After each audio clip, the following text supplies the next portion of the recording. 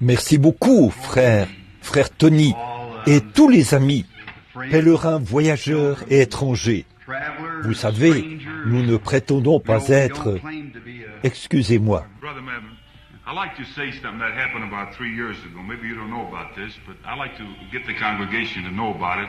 About 3 years ago, I was in a convention in Tulsa, Oklahoma, and I was just praying and fasting, and I was just starving, that some way, somehow, that I could get many, many souls. So I walked up to Brother Bramwell, and I said, Brother Bramwell, I said, will you pray that God this year will give me many, many, many souls? And he just laid his hand upon me, and he prayed. Now listen to this. 3 days later, a man walked up to me, and he says, how would you like to go to Brazil? He paid my way all out to Brazil. He bought me a new gospel tent, and I stayed out there for several months. And each day we had between 40 to 50 to 60 feet outside the tent. And God just give us many, many, many souls. So I just want to thank you, and God bless you. Que Dieu vous bénisse, frère. J'aime entendre de tels rapports qui font état du salut des âmes. Vous savez, c'est ça l'essentiel. Et nous sommes heureux d'être ici et de voir tant de nos amis qui viennent de différents coins du pays. Et le frère que voici est arrivé en ville. Et si j'ai bien compris ce matin, son matériel de campagne a déjà été déchargé ici sur place, en vue d'un grand réveil. Ma sincère prière, frère, c'est qu'il vous donne un grand réveil et beaucoup d'âmes ici dans la ville. Et je suis heureux ce matin de voir beaucoup de mes amis dans le ministère. Frère Outlaw, là-bas, c'est quand je me suis levé que j'ai vu qu'il était là. Il vient de Phoenix. Et je suis très heureux de vous voir ici, frère Outlaw. Vous, les frères de Jéricho, qui venez nous rendre visite ici à Jérusalem. Nous sommes toujours heureux de les avoir parmi nous. C'est vrai, Tony. Donc, celle-là, je l'ai faite à Frère Williams, à Phoenix, il n'y a pas longtemps. Vous savez, et je dis, j'habite maintenant ici, à Tucson, vous savez. Alors je dois en quelque sorte soutenir cet endroit, voyez-vous, depuis là-haut, sur la montagne. Je regarde Jéricho en contrebas. Et je vois nos frères. Eh bien, nous avons toujours... Et frère Carl parlait du si grand nombre de gens qui ont parcouru 160 kilomètres pour venir ici de Phoenix. Combien ici viennent de Jeffersonville, dans l'Indiana? Levez-vous.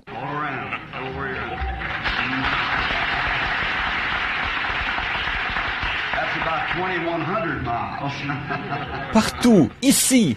Ça, c'est presque 3400 kilomètres. Oh, Carl. Je suis vraiment content d'être ici et de jouir de cette merveilleuse lumière du Fils qui brille à l'intérieur. Vous voyez, nous appelons cette ville la ville du soleil. Ça, c'est à l'extérieur. Mais, oh, ce Fils qui est à l'intérieur. Oh, c'est ça qui me comble de joie. J'ai été comblé de bénédictions cette semaine, alors que j'assistais aux réunions de réveil de frère Bethany, que voici, là-bas, aux premières assemblées de Dieu. J'apprécie vraiment ce vaillant soldat de la croix, ses bonnes prédications. Ça m'a fait beaucoup de bien cette semaine.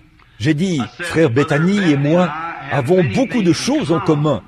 Surtout la manière dont nous séparons nos cheveux, frère Bethany. Ainsi donc, nous pouvons toujours nous reconnaître mutuellement, où que nous soyons. Alors, nous sommes reconnaissants de cette occasion d'être ici avec frère Tony. Je n'arrive pas à prononcer son nom, alors je l'appelle simplement frère Tony. Excusez-moi. On appelait Pierre, et Paul.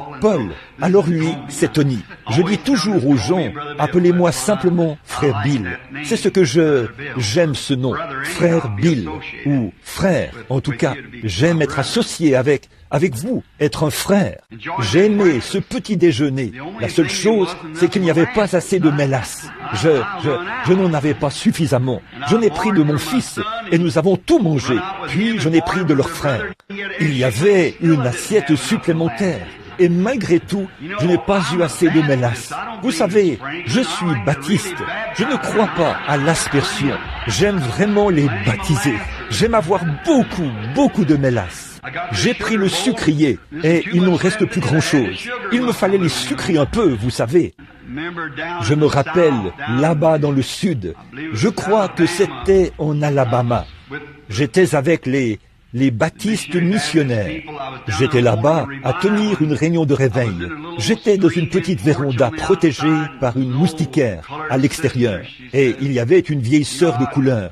Elle a dit, vous savez, j'avais prêché énergiquement la veille et j'avais beaucoup de difficultés à me lever le lendemain matin. Et elle m'a appelé et je me souviens que j'étais resté éveillé assez longtemps pour l'entendre dire « Hé, pasteur !»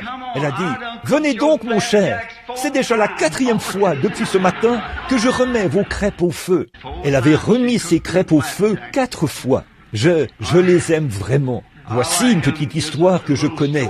Ici, nous sommes dans la communion fraternelle, vous savez. Le brave frère Bosworth. Combien ont connu le docteur Bosworth? C'était un très bon ami à moi. Une fois, il s'est adressé à moi, il a dit, « Frère Branham, savez-vous ce que signifie la communion fraternelle? En anglais, fellowship ?» Et j'ai dit, je pense que oui, docteur. Il a dit, c'est 2 personnes dans un même bateau. Vous savez, c'est ce dont il s'agit.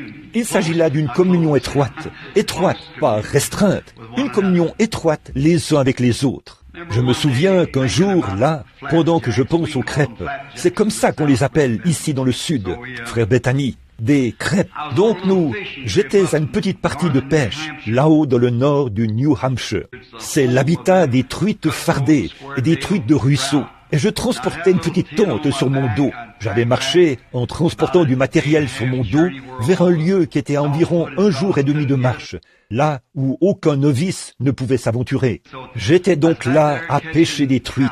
Oh, quel moment je passais! Et j'avais une toute petite tente. Et la veille, dans une petite nappe d'eau, oh, il y avait de belles grosses truites qui se trouvaient là. Et je les attrapais très vite. J'en attrapais une, si je la tuais, alors je la gardais et je la mangeais. Mais d'ordinaire, je les relâchais, si elle n'était pas gravement blessée. Et ma ligne à mouche s'accrochait toujours dans un petit buisson de saule derrière moi. Et je me suis dit, tôt demain matin, j'irai là-bas avec ma hache et je couperai ce buisson de saule. Comme ma petite mouche, Coachman, s'accrochait constamment dans ce buisson de saule. Alors, je me suis levé tôt et je me suis dit, eh bien, je pourrais attraper 1 ou 2 truites pour le petit déjeuner. Et j'étais tout seul. J'ai pris ma vieille petite hache et j'y suis allé. J'ai coupé ce petit buisson de saule, puis j'ai attrapé quelques poissons et j'ai pris le chemin du retour. Et là, j'ai entendu du bruit. C'était une brave maman ours. Il y en avait beaucoup dans cette région. C'était une ours noire. Elle avait 2 oursons et elle était entrée dans ma tente. Ils l'avaient mise en pièces.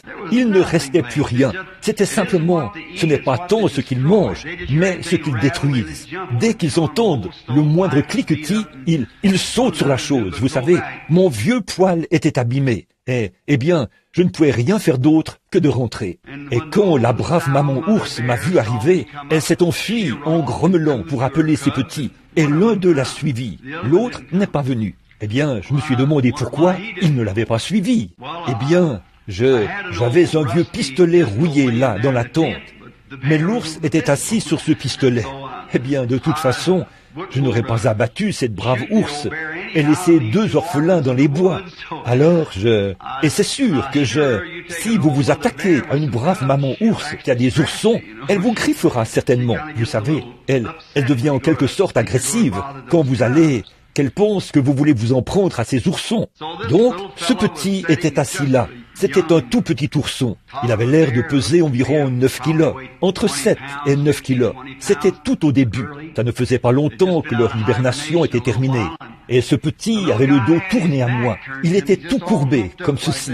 Eh bien, me suis-je dit, qu'est-ce qui captive autant ce petit? La brave maman ours et l'autre ourson se tenaient plus loin, et elle n'arrêtait pas de grommeler pour qu'il les rejoigne.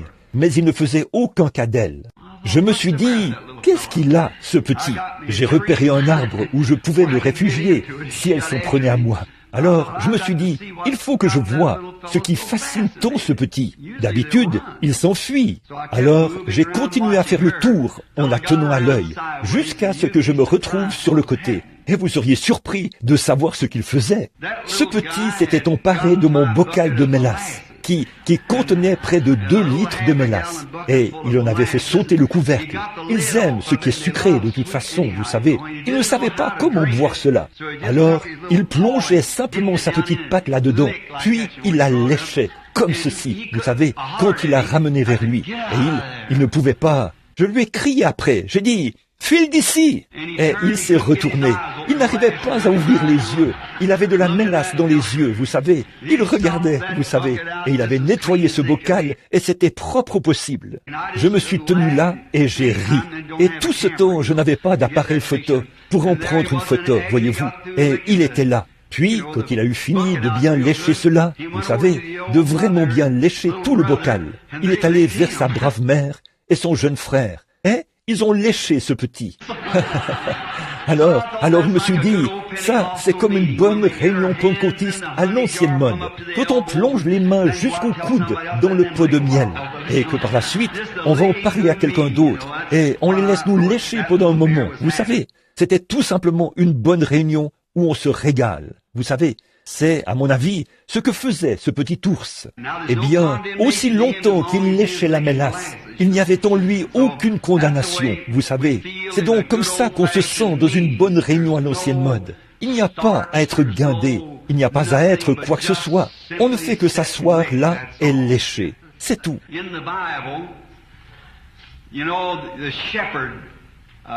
Vous savez, dans la Bible, le berger portait un sac sur le côté.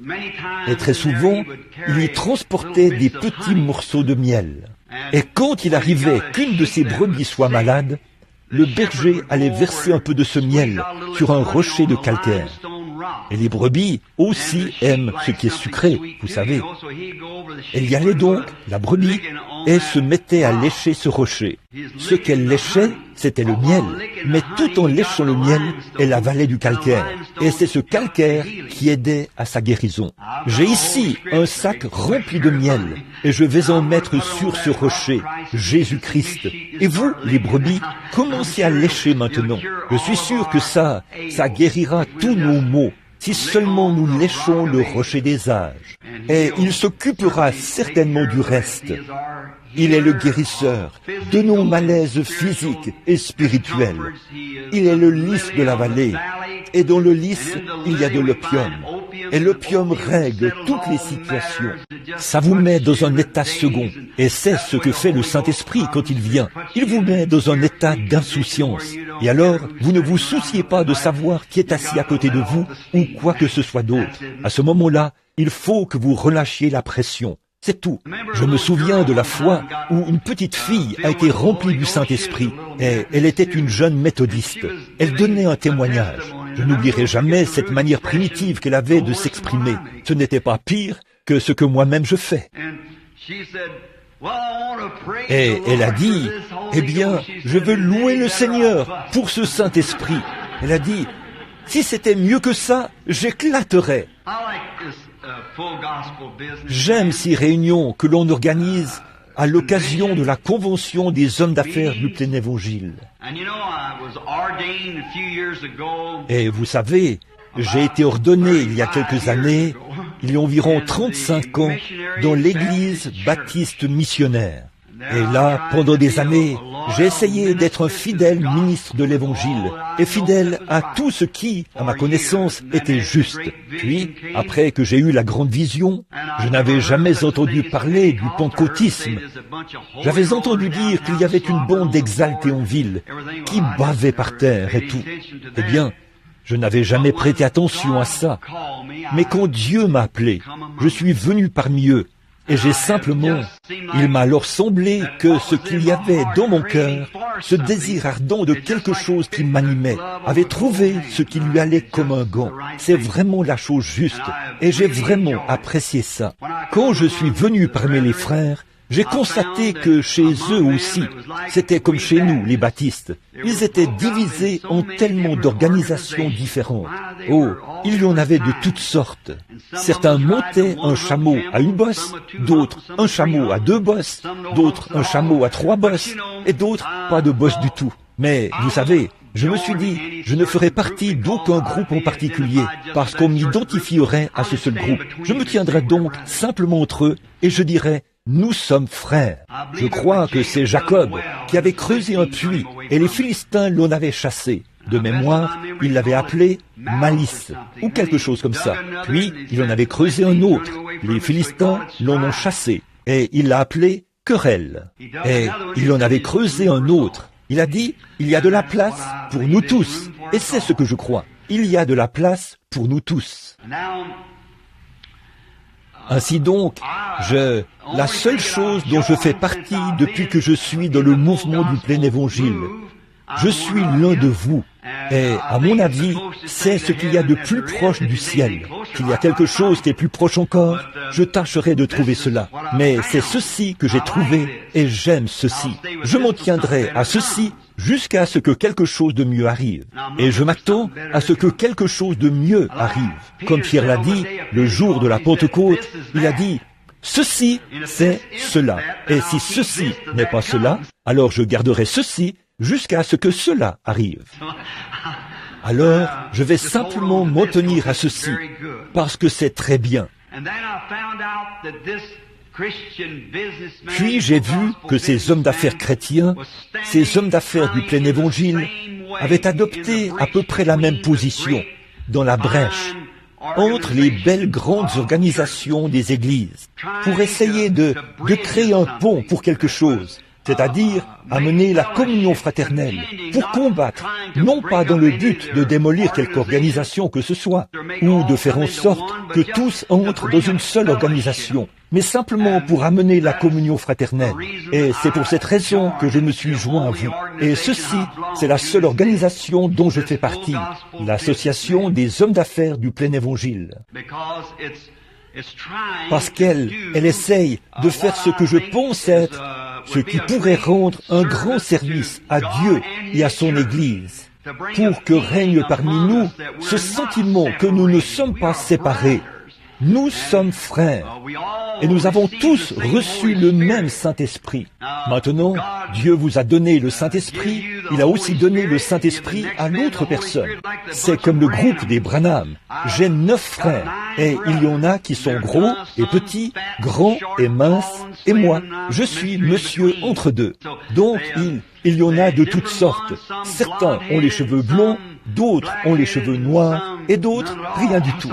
Et là encore, je suis monsieur entre deux. Mais alors, dans tout ça, nous restons des frères. Nous avions l'habitude d'aller dans la cour de derrière, quand nous nous battions. Mais quand nous nous retrouvions dans la cour avant, et que quelqu'un s'attaquait à un Branham, c'était vraiment dommage pour lui. C'est donc ainsi que nous devrions être, à mon avis. Voyez-vous, parfois, Dieu fait des choses qui, de notre point de vue, ne semblent pas correctes. Mais toutefois, si c'est Dieu qui le fait, disons simplement Amen. C'est Dieu qui le fait de toute façon, voyez, et nous attendons impatiemment ce moment où j'étais assis là dimanche soir dernier, pendant le service, alors que frère Bethany prêchait sur la marque de la bête. Et cet homme a relevé un point capital qui a rempli mon âme de joie. Il a dit que plus loin sur le chemin, quelque chose de plus grand nous attend, ou quelque chose comme ça, quelque chose que Dieu est sur le point de faire. Moi aussi, je le crois, pour tout terminer et faire monter l'Église dans la gloire. Comme c'est merveilleux. Eh bien, ne soyons donc pas paresseux au point où nous... Souvenez-vous, Dieu ne change jamais ses voies. Reste, parce que sa parole, il est la parole. Et sa parole ne peut pas faillir. Il est infini. Par conséquent, si Dieu prend une décision au sujet de quelque chose, cette décision restera toujours la même. Il ne peut pas revenir pour dire « je me suis trompé ». Voyez, je peux le faire, vous pouvez le faire, mais Dieu ne le peut pas, parce qu'il est infini. Voyez, sa première décision est éternelle. Quand Dieu a donné à l'homme les meilleures fortifications dont il disposait pour l'y attacher, pour le garder à l'intérieur. Dieu a donné à l'homme sa parole, dans le jardin d'Éden, sa parole. Et Ève, par cette inconcevable, définitive et grave, l'une des choses les plus inconcevables qu'elle ait jamais faites, ou qu'elle aurait jamais pu faire, c'était de raisonner avec la parole de Dieu. Nous ne raisonnons pas, nous la croyons. c'est tout.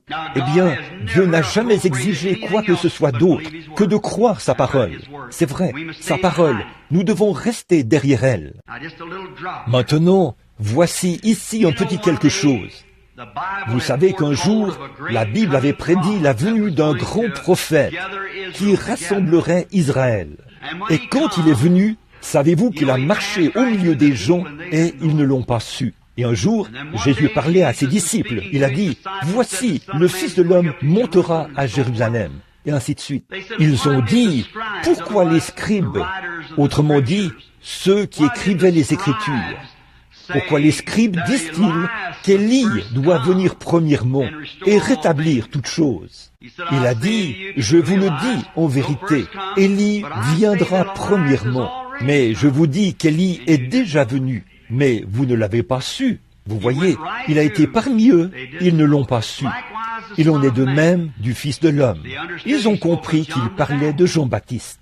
Maintenant, voyez, il n'était qu'un excentrique qui se tenait quelque part au bord du fleuve, un barbare qui essayait de noyer les gens dans l'eau et tout. Il avait un message vraiment étrange, mais c'était le précurseur de Dieu. Et c'est passé, et ils ne l'ont pas su. Jésus est venu. Je pense qu'un tiers des Juifs de cette époque n'avaient jamais entendu parler de Jean. J'imagine que quand Jésus était sur la terre, très peu de Juifs, pas même 1/100 de la population de la terre, ne savaient qu'il était là. Il était venu et était reparti. L'Église, vous les catholiques, c'est pareil quand vous prétendez que Saint Patrick était l'un des vôtres. Si quelqu'un a connu Saint Patrick, il était à peu près aussi catholique romain que moi. Mais regardez donc, regardez Jeanne d'Arc, cette petite fille pieuse qui avait des visions et tout. Qu'avez-vous fait? Vous l'avez brûlée sur le bûcher comme sorcière. C'est après son départ que vous avez su qu'elle était une sainte. Voyez? Savez-vous quoi? Ne serait-ce pas horrible? Car Jésus a dit, ce qui arriva du temps de Noé arrivera de même à l'avènement du Fils de l'homme, où 8 personnes furent sauvées à travers l'eau. Qu'en serait-il si l'enlèvement avait lieu aujourd'hui et qu'il en prenait 2 à Tucson, 1 à Phoenix et partout ailleurs dans le monde, comme ce sera le cas lors de l'enlèvement universel. Et ceux qui ressusciteront d'entre les morts iront discrètement à sa rencontre dans les airs. Ce sera là quelque chose de mystérieux. Et alors, un de ces jours, le jugement frappe la terre. Vous dites, eh bien, l'enlèvement ne devait-il pas avoir lieu premièrement? Cela s'est déjà produit et vous ne l'avez pas su. Pensez au nombre de personnes qui disparaîtront aujourd'hui partout dans le monde et que rien ne sera dit à ce sujet. Vous n'en saurez rien. Il pourrait y avoir 500 personnes dans le monde aujourd'hui qui soient portées disparues et vous n'en saurez rien. Nous vivons à une époque très particulière. Réparons nos lampes. Je ne dis pas qu'il en sera ainsi. Je dis, qu'en est-il s'il en était ainsi? Alors, le jugement frapperait. L'enlèvement aurait eu lieu. Voyez, il est déjà venu et vous ne l'avez pas su. Alors, quand nous nous rassemblons dans ces réunions, rassemblons-nous dans un seul but, celui de servir Dieu. Consacrons nos vies aux choses sérieuses. Quel bien cela nous fait-il d'imiter quelque chose? Pourquoi accepterions-nous de prendre un substitut alors que les cieux tout entiers sont remplis de la puissance et des bénédictions authentiques de la Pentecôte? Pourquoi devrions-nous accepter de prendre un substitut? Vous n'épuiserez pas les bénédictions de Dieu. Demandez abondamment.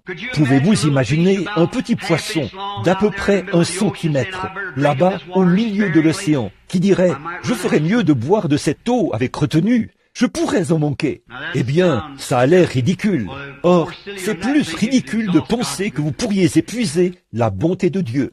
Je regardais tout à l'heure, et c'était un honneur pour moi de voir cet homme âgé, le père de Carl Williams et sa mère. À ma connaissance, c'est la première fois que j'ai eu le privilège de les voir quand ils se sont levés. Et de penser qu'ils ont environ 80 ans, ou quelque chose comme ça. Oh, combien Dieu a gardé ce vieux couple. On pourrait croire qu'il est le frère de Carl, et non son père. Et Tony a dit que sa mère est descendue de la voiture là-bas, a claqué la portière, et s'est avancée là comme un petit soldat. Oh là là, voyez, comme Dieu est bon pour nous. Maintenant, si vous ne faites pas partie de cette association des hommes d'affaires du plein évangile, vous, les hommes, En tant que baptiste, je m'adresse à vous, les baptistes. En tant que méthodiste, je suis méthodiste. Une fois, je prêchais dans l'Arkansas, et il y avait là un vieil homme qui marchait à l'aide de béquilles, et il avait été guéri. Il vendait des crayons dans la rue, et ce soir-là, pendant toute la réunion, il se levait. Il ne tenait pas en place. Il y avait environ, je pense, 5 ou 6 000 personnes rassemblées à l'auditorium Robinson Memorial, à Little Rock. Et il disait, « Loué soit Dieu, je suis guéri !» C'est à peine si on pouvait prêcher. D'un bond, il se levait, et il disait, « Hé, frère Branham, je veux vous dire quelque chose. » Eh bien, il avait un jubilé gastronomique à lui tout seul. Alors, il était en train de passer des moments merveilleux. Il avait été guéri, et cela comptait beaucoup pour lui. Et il a donc dit, vous savez, il se trouve qu'il était nazaréen. Et il a dit, vous savez, quand je vous ai entendu prêcher, j'étais sûr que vous étiez nazaréen. Et il a dit, ensuite il a dit, moi aussi, il a dit, puis j'ai entendu quelqu'un dire que vous étiez baptiste. Et il a ajouté, la plupart des gens qui sont ici sont pentecôtistes. Je ne comprends pas tout ça. J'ai dit, c'est très facile. J'ai dit, je suis un baptiste, nazaréen, pentecôtiste. Voilà, c'est vrai. Nous sommes des chrétiens, nés de son esprit, lavés dans son sang, et nous attendons la venue de notre Seigneur. Que le Seigneur vous bénisse. Si vous êtes un homme d'affaires ou quoi que ce soit d'autre, permettez-moi de vous dire quelque chose. Venez avoir de la communion fraternelle. Ne vous contentez pas d'avoir une communion fraternelle qui se limite à serrer la main à un groupe d'hommes, mais recevez ce qu'ils ont. Le Saint-Esprit, c'est ce qui produit la vraie communion fraternelle. Vous savez, vous ne pouvez rien fabriquer. On ne vous demande pas de fabriquer quoi que ce soit. Il n'est pas demandé à l'Église de produire ou de fabriquer du fruit. Vous devez porter du fruit. Voyez, on ne peut pas dire à un mouton, fabrique de la laine. Il suffit qu'il soit un mouton et il portera de la laine. Voilà le problème. Nous essayons de fabriquer quelque chose. Ne fabriquez rien. Ayez juste ce qu'il faut à l'intérieur. Pouvez-vous imaginer un merle qui se pose là et qui essaie de mettre des plumes de paon dans ses ailes et qui dit ensuite, ne voyez-vous pas que je suis un paon? Il essaie d'accrocher sur lui quelque chose qui ne vient pas de l'intérieur. Et on voit trop de ces choses dans nos groupes pentecôtistes. Soyons de vrais pentecôtistes authentiques et nés de nouveau. Je dirais maintenant que c'est la seule chose que j'ai jamais trouvée de ce côté-ci du ciel qui me donne l'assurance que mes péchés ont disparu et que je suis né de l'Esprit de Dieu. C'est à ce moment-là que l'on a en soi quelque chose, une ancre qui tient bon. Eh bien, je n'avais pas l'intention de prendre autant de votre temps. Je sais que vous devez partir.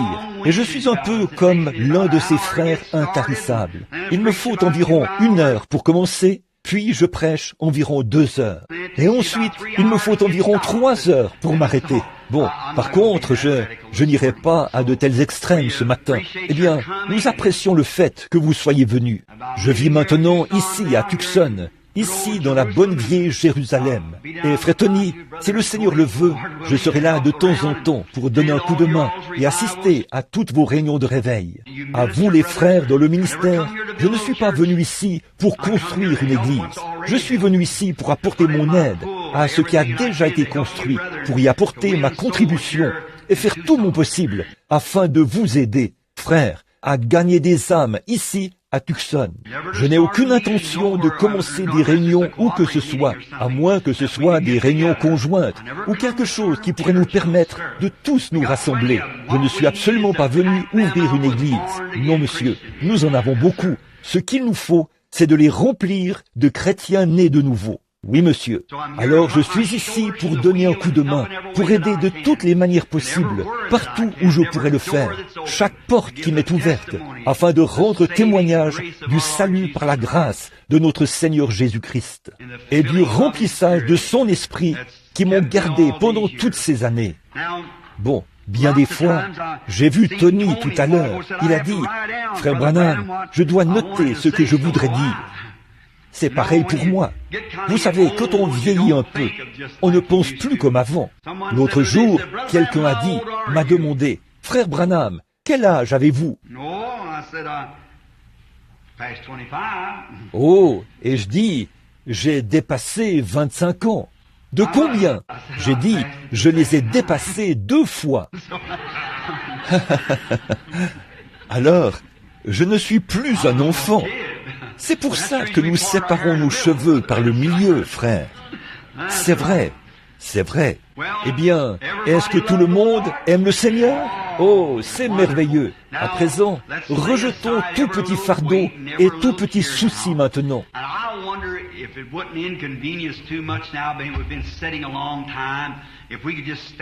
Et comme nous sommes assis là depuis un long moment, je me demande si ça ne nous dérangerait pas trop de bien vouloir nous lever juste un instant pour prier. Ainsi donc, pendant que vous êtes debout, je vais lire un chapitre ou un verset de la Bible, tandis que vous écoutez attentivement, si vous le voulez bien.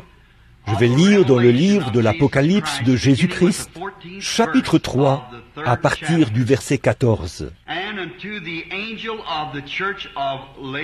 Écris à l'ange de l'église de Laodicée, voici ce que dit l'Amen, le témoin fidèle et véritable, le commencement de la création de Dieu. Je connais tes œuvres, tu n'es ni froid ni bouillant. Puisses-tu être froid ou bouillant? Ainsi, parce que tu es tiède, que tu n'es ni froid ni bouillant, je te vomirai de ma bouche. Parce que tu dis, je suis riche, me suis enrichi, je n'ai besoin de rien. Et parce que tu ne sais pas que tu es malheureux, misérable, pauvre, aveugle et nu. Je te conseille d'acheter de moi de l'or éprouvé par le feu, que tu deviennes riche, et des vêtements blonds, afin que tu sois vêtu, et que la honte de ta nudité ne paraisse pas, et un collier pour moindre tes yeux, afin que tu vois. Moi, je reprends et je châtie tous ceux que j'aime.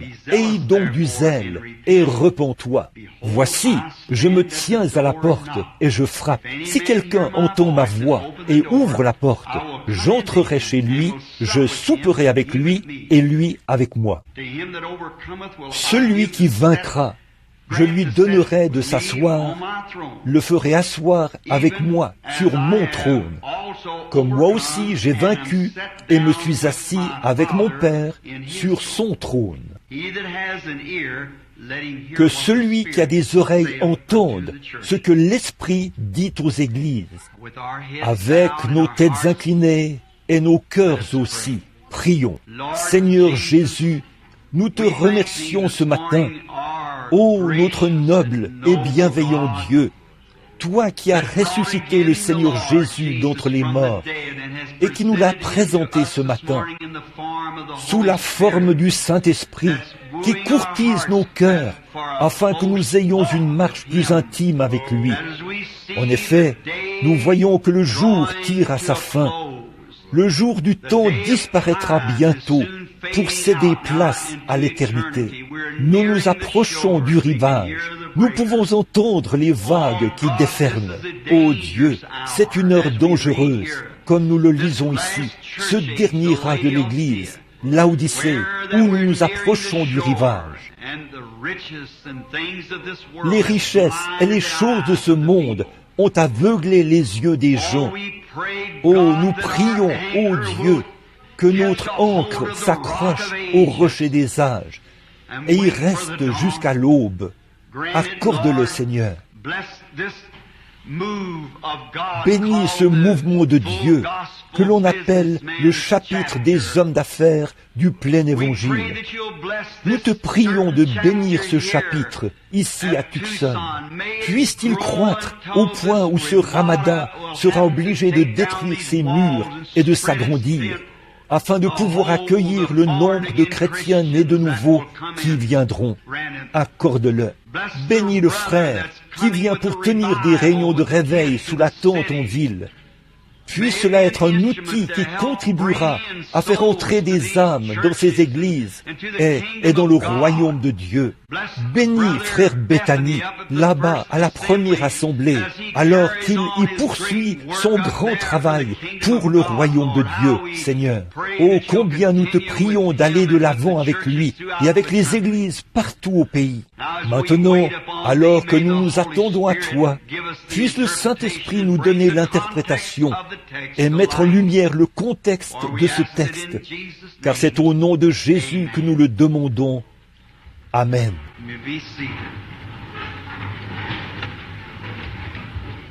Vous pouvez vous asseoir. Vous êtes-vous déjà arrêté un instant pour penser que ceci pourrait être la toute dernière fois que nous nous rencontrons tous ensemble? Savez-vous que parmi nous qui sommes là, si nous revenons lors de la prochaine réunion, il se peut que certains d'entre nous ne soient plus de ce monde. Nous ne savons pas ce qui peut arriver. Alors c'est peut-être la dernière fois que nous nous rassemblons comme ceci, en tant que groupe, que nous nous côtoyons et que nous mangeons ensemble sur cette terre. Mais souvenez-vous, il viendra un temps où nous nous rencontrerons de nouveau. Oh, pas à un petit déjeuner, mais à un souper. Oh, où le grand banquet de Dieu, les noces de l'agneau, les glorieux sièges seront disposés d'un bout à l'autre du ciel, et où les rachetés de tous les âges seront assis face à face. Ce sera un moment glorieux. C'est ce que j'attends. Bon, ce matin, je vais prendre un sujet dont je veux vous parler pendant quelques instants. Si cela m'est possible, je ne vous retiendrai pas plus longtemps qu'il faut. Je veux parler. J'ai ici quelques passages de l'Écriture et quelques notes à partir desquelles j'aimerais parler pendant quelques instants sur le sujet « Une porte à l'intérieur d'une porte ». Maintenant, ce cadre que nous voyons ce matin dans la lecture de l'Écriture que nous venons de faire est très inhabituel. C'est inhabituel à bien des égards. En effet, c'est l'un des passages de l'Écriture qui est le plus navrant de la Bible. C'est ce passage de l'Écriture-ci, car cela traite de cet âge dans lequel nous vivons. Cela présente cet âge dans lequel Jésus-Christ a été expulsé de sa propre Église. Et il se tient à la porte, il frappe, essaie de revenir à l'intérieur. La richesse et les plaisirs du monde l'ont chassé de l'Église, ce qui fait que l'Église est tout simplement devenue tiède. De toutes les autres églises, au cours des âges de l'Église, celle-ci est une image très navrante. Je viens de terminer une étude là-dessus dans mon Église, et je retourne là-bas à partir du 17 pour traiter des 7 sceaux. Ainsi donc, ici, nous voyons que toutes les autres églises des âges de l'Église avaient accepté. Mais dans le dernier âge de l'Église, celui de Laodicée, on avait séparé Christ du peuple. Et on l'avait expulsé de l'Église. Et il essayait de revenir à l'intérieur. Après avoir été chassé, il frappait à la porte. Ils étaient devenus aveugles. C'est très inhabituel. Mais vous savez, parfois, c'est dans des choses inhabituelles que Dieu apparaît. Dieu apparaît dans les choses inhabituelles parce que Dieu est inhabituel. Il fait des choses inhabituelles. Il apparaît à des moments inhabituels. Et on le voit à des moments inhabituels, à des moments où on ne croirait pas qu'il serait là. Pourtant, il est là, très inhabituel. Il agit de manière mystérieuse, dit la Bible, pour accomplir ses prodiges. Par conséquent, c'est ce qui fait qu'il est inhabituel. Et c'est ainsi, nous suivons la tendance habituelle des choses et nous manquons Dieu. Bien des fois, c'est ce qui est inhabituel qui fait descendre Dieu, les choses inhabituelles. Quelque chose, nous nous attachons tant à un certain credo ou à quelque chose que nous essayons de servir.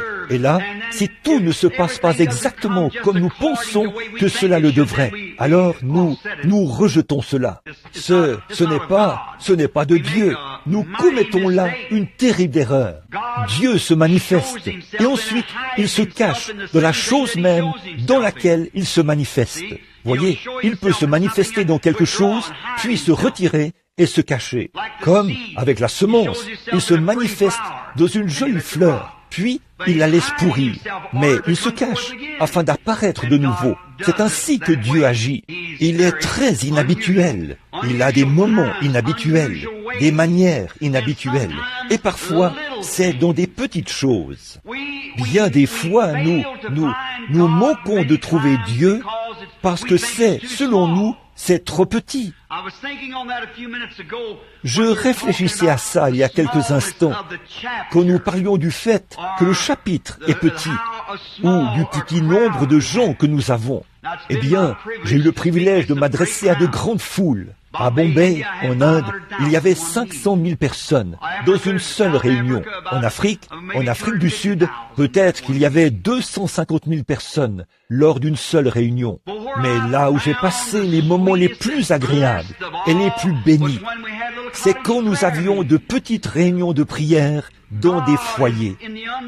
Dieu est dans les lieux inhabituels et dans les choses inhabituelles. Et comme ce Canadien parlait de mes bons amis du Canada il y a quelques instants, cela m'a rappelé quelque chose.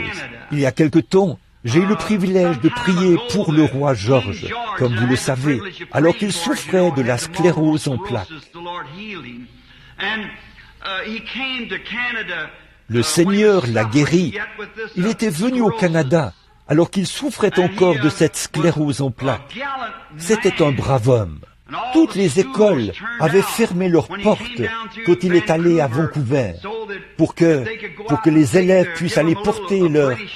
On leur avait remis de petits drapeaux britanniques qu'ils pouvaient agiter en l'honneur du roi, de la couronne, alors qu'il passait. Et un de mes bons amis, frère Earn Baxter, alors que nous suivions ensemble le reportage, au fur et à mesure que cela se déroulait, sa charmante reine et lui assis là. Nous étions assis dans la pièce et je n'oublierai jamais ce qui est arrivé. Earn a été tellement saisi d'émotion qu'il a bondi de sa chaise, m'a serré dans ses bras et s'est mis à pleurer. Et j'ai dit, « Qu'est-ce qui vous rend si ému, frère Baxter ?» Il a dit, « Frère Branham, voilà mon roi. » Je me suis dit, c'est le fait de savoir que son roi est en train de passer là, peut produire un tel effet sur un Canadien. Qu'est-ce que cela devrait faire à une église née de nouveau quand Jésus est en train de passer là? Malgré sa sclérose en plaques, il était assis là dans son char, sa voiture, bien droit, quoiqu'il ait dit qu'il souffrait atrocement d'ulcères et d'un terrible mal de dos. Les enseignants avaient fait sortir tous les enfants pour qu'ils aillent agiter leurs drapeaux. Et une fois le défilé terminé, eh bien les enfants étaient censés retourner à l'école. Ainsi donc, ils étaient retournés, mais dans une certaine école, tous étaient revenus, sauf une petite fille. Et après avoir fait l'appel, l'enseignante était très inquiète de l'absence de la petite fille. Elle a donc dit, je dois aller à sa recherche. Et elle est ressortie avec les enfants. Ils sont allés dans les rues à la recherche de cette petite enfant. Au bout d'un moment, c'est l'enseignante elle-même qui a retrouvé cette petite fille. Debout près d'un poteau télégraphique, elle pleurait à chaudes larmes. Comme elle pleurait, l'enseignante a dit, « Qu'est-ce qu'il y a, ma chérie ?» Elle a dit, « N'as-tu pas agité ton drapeau au passage du roi ?» Elle a dit, « Oui, j'ai agité mon drapeau au passage du roi. » Elle a dit, « As-tu pu voir le roi ?»« Oui, j'ai vu le roi. » Eh bien, a-t-elle dit, « Pourquoi pleures-tu donc ?» Elle a dit, « Vous savez, je suis très petite.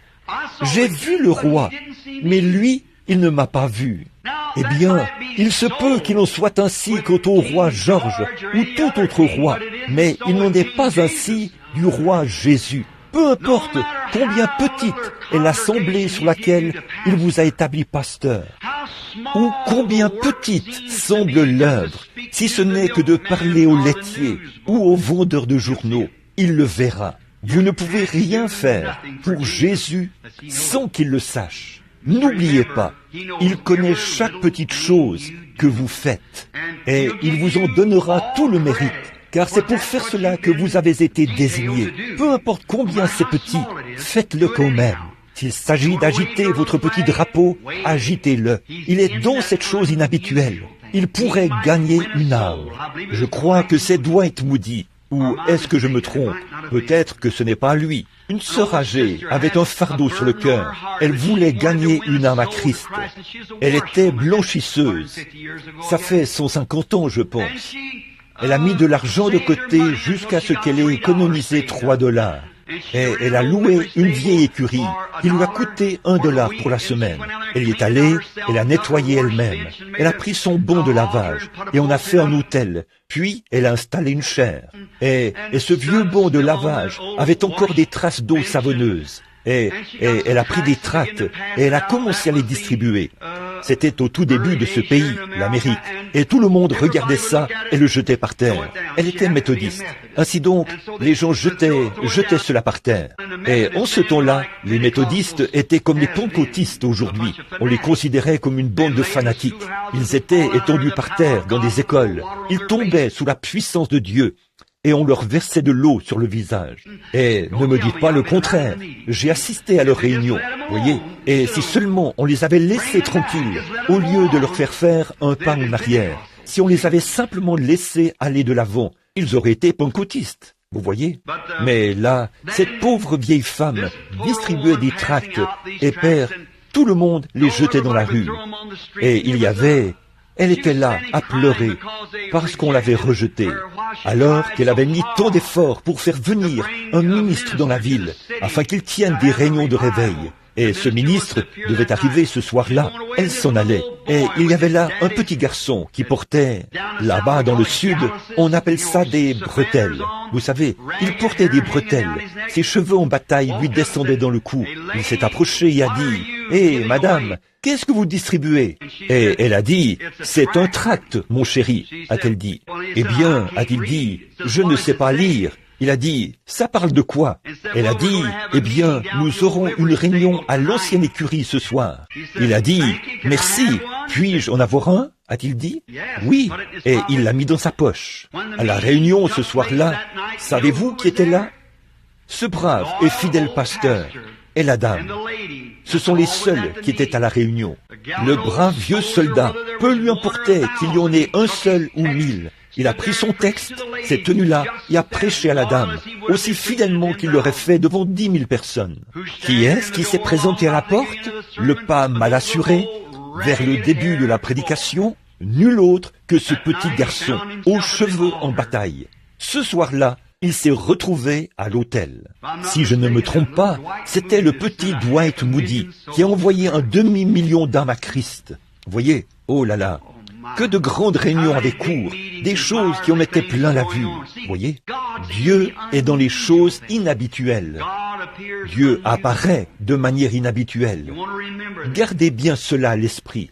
Maintenant, je n'arrive pas à me souvenir de l'artiste qui a peint ce tableau de Jésus qui frappe à la porte. C'est un artiste grec.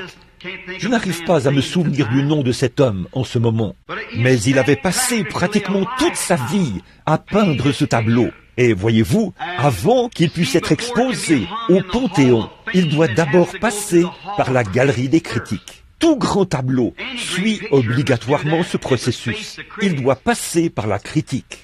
Oh, comme j'aurais souhaité avoir ce quelque chose qu'il faut pour présenter ça à cet auditoire ce matin. Vous rendez-vous compte, vous les pentecôtistes, alors que nous nous refroidissons, que Dieu nous fait passer par la galerie des critiques aujourd'hui? L'Église doit passer par la galerie des critiques avant de pouvoir entrer au Panthéon en tant qu'épouse. Certainement, pouvez-vous supporter cela? Êtes-vous prêt à vous conformer à l'Écriture et à rester fidèle à votre témoignage dans l'amour de Christ? Ou faites-vous demi-tour pour suivre le monde? Comme le dit la Bible, Démas m'a abandonné par amour pour le siècle présent. Voilà où en est l'Église aujourd'hui. Elle a été pesée dans la balance. C'est pour cela qu'elle est devenue Laodicée. Ce tableau, tel que l'artiste l'avait peint, quand il est passé à la galerie des critiques, ils n'ont rien trouvé à redire à cela. Finalement, un grand critique s'est avancé là et a dit, il y a une chose qui cloche dans votre tableau. Il a dit, c'est vrai que Jésus, la lanterne à la main, vient dans la nuit, au milieu des ténèbres du péché. C'est une belle représentation. Son expression indique qu'il attend que quelqu'un se présente à la porte alors qu'il frappe. A-t-il dit, ça c'est merveilleux. Et aussi l'expression de son visage, alors qu'il désire tant entendre une réaction à l'intérieur. Mais, monsieur, il n'y a pas de loquet sur la porte. S'il venait, comment Jésus pourrait-il entrer, puisqu'il n'y a pas de loquet sur la porte? Oh, a dit l'artiste, je l'ai peinte ainsi, car le loquet est à l'intérieur. Jésus ne peut pas entrer par sa seule volonté. Il faut que vous ayez la volonté de le laisser entrer. Voici, je me tiens à la porte et je frappe. Si quelqu'un entend ma voix et qu'il entre, me laisse entrer. J'entrerai et je souperai avec lui, et lui avec moi. C'est ce tableau que nous regardons maintenant. Pourquoi un homme frappe-t-il à une porte? Qu'est-ce qui fait qu'un homme frappe à une porte? Il cherche à avoir accès. Il cherche à entrer. Peut-être qu'il y a quelque chose dont il veut vous parler. Ou peut-être qu'il veut vous parler d'une affaire ou de quelque chose. Ou peut-être qu'il veut vous donner quelque chose. Il a une raison, sinon il ne frapperait pas à la porte. Voyez, nous ne ferions que le simple savoir-vivre. Ce serait d'ouvrir la porte pour voir ce que la personne veut. C'est simplement la chose naturelle à faire. Ouvrir la porte. Demander à cet homme, qui êtes-vous? Que voulez-vous? Il veut, peut-être qu'il veut simplement vous rendre visite, s'asseoir et dire, je suis votre ami, j'aimerais vous parler un petit moment ce matin. Alors, asseyez-vous, s'il est un ami, échangez avec lui. Si c'est quelqu'un qui espère recevoir quelque chose de vous, vous pouvez en discuter, voyez. Beaucoup de gens importants ont frappé aux portes tout au long des âges. Maintenant, une fois que vous allez à la porte, tout dépend de la personne qui frappe. Il vous faut savoir qui frappe à la porte, mais vous devriez au moins aller à la porte. C'est la seule chose convenable à faire. Il faut savoir qui est là, à la porte. Si quelqu'un frappe à la porte, allez-y et dites, qui est-ce? Ouvrez la porte. Qui êtes-vous? Que désirez-vous? Oh, beaucoup. Il se peut que ce soit quelqu'un d'important. Qu'en serait-il si c'était quelqu'un d'important? Ce serait un grand honneur pour vous d'ouvrir la porte à quelqu'un d'important. Selon vous, que serait-il arrivé il y a quelques années quand Adolf Hitler était le Führer de l'Allemagne? Selon vous, qu'aurait fait un petit citoyen s'il vivait dans une ruelle ou dans une rue quelque part? Et qu'un matin, il entendait frapper à la porte, vous savez. Et une fois à la porte, ce petit fantassin allemand se tenant là voyait Adolf Hitler à la porte. Eh bien, à un moment donné, c'était l'homme le plus important d'Allemagne. Voyez, certainement. Eh bien, c'était un homme important. Savez-vous quelle aurait été la réaction de ce petit fantassin? Il se serait presque évanoui. Il se serait mis au garde à vous, aurait exécuté le salut allemand et aurait dit « Grand Führer d'Allemagne, veuillez entrer dans mon humble demeure. Si vous désirez quoi que ce soit, ou si votre serviteur peut faire quoi que ce soit, prière de me le faire savoir. Je le ferai volontiers. Oh, quel honneur! Savez-vous quoi? Tous les journaux en Allemagne auraient publié un article là-dessus. Le grand Adolf Hitler qui va chez un simple soldat. Il frappe à la porte et demande quelque chose. Hitler demande quelque chose à un fantassin, qu'il aille chez lui et honore de sa présence à maison. Eh bien, ce serait vraiment extraordinaire que... si vous étiez en Italie, du temps de Mussolini, en fait, Mussolini était le dictateur de Rome, de l'Italie. Qu'en serait-il si un pauvre dans la rue entendait frapper à sa porte un matin et que là, à la porte, se tiendrait Mussolini? Oh là là, son cœur aurait frémi. Eh bien, grand dictateur, votre Excellence, veuillez entrer dans ma maison. tout tremblant et frémissant. Que puis-je faire pour vous? Y a-t-il quelque chose ici que vous aimeriez avoir? Y a-t-il quelque chose que votre serviteur puisse faire pour vous? Oh, ça aurait été un grand honneur pour tout Romain d'accueillir Mussolini chez lui. Ou qu'en serait-il si la reine d'Angleterre venait ici à Tucson aujourd'hui, si elle atterrissait ici dans un aéroport et venait dans l'une de nos maisons ici? Nous ne sommes que des gens ordinaires. Et si la reine d'Angleterre partait d'Angleterre, traversait la mer, atterrissait ici à l'aéroport, et qu'on l'emmenait en taxi, puis qu'elle venait frapper à votre porte, et que vous, une dame ou un monsieur honorable, vous avanciez là à la porte et disiez « Bonjour » et qu'elle était là comme une femme ordinaire, vous diriez « Bonjour ». Qui êtes-vous? Je suis la reine d'Angleterre.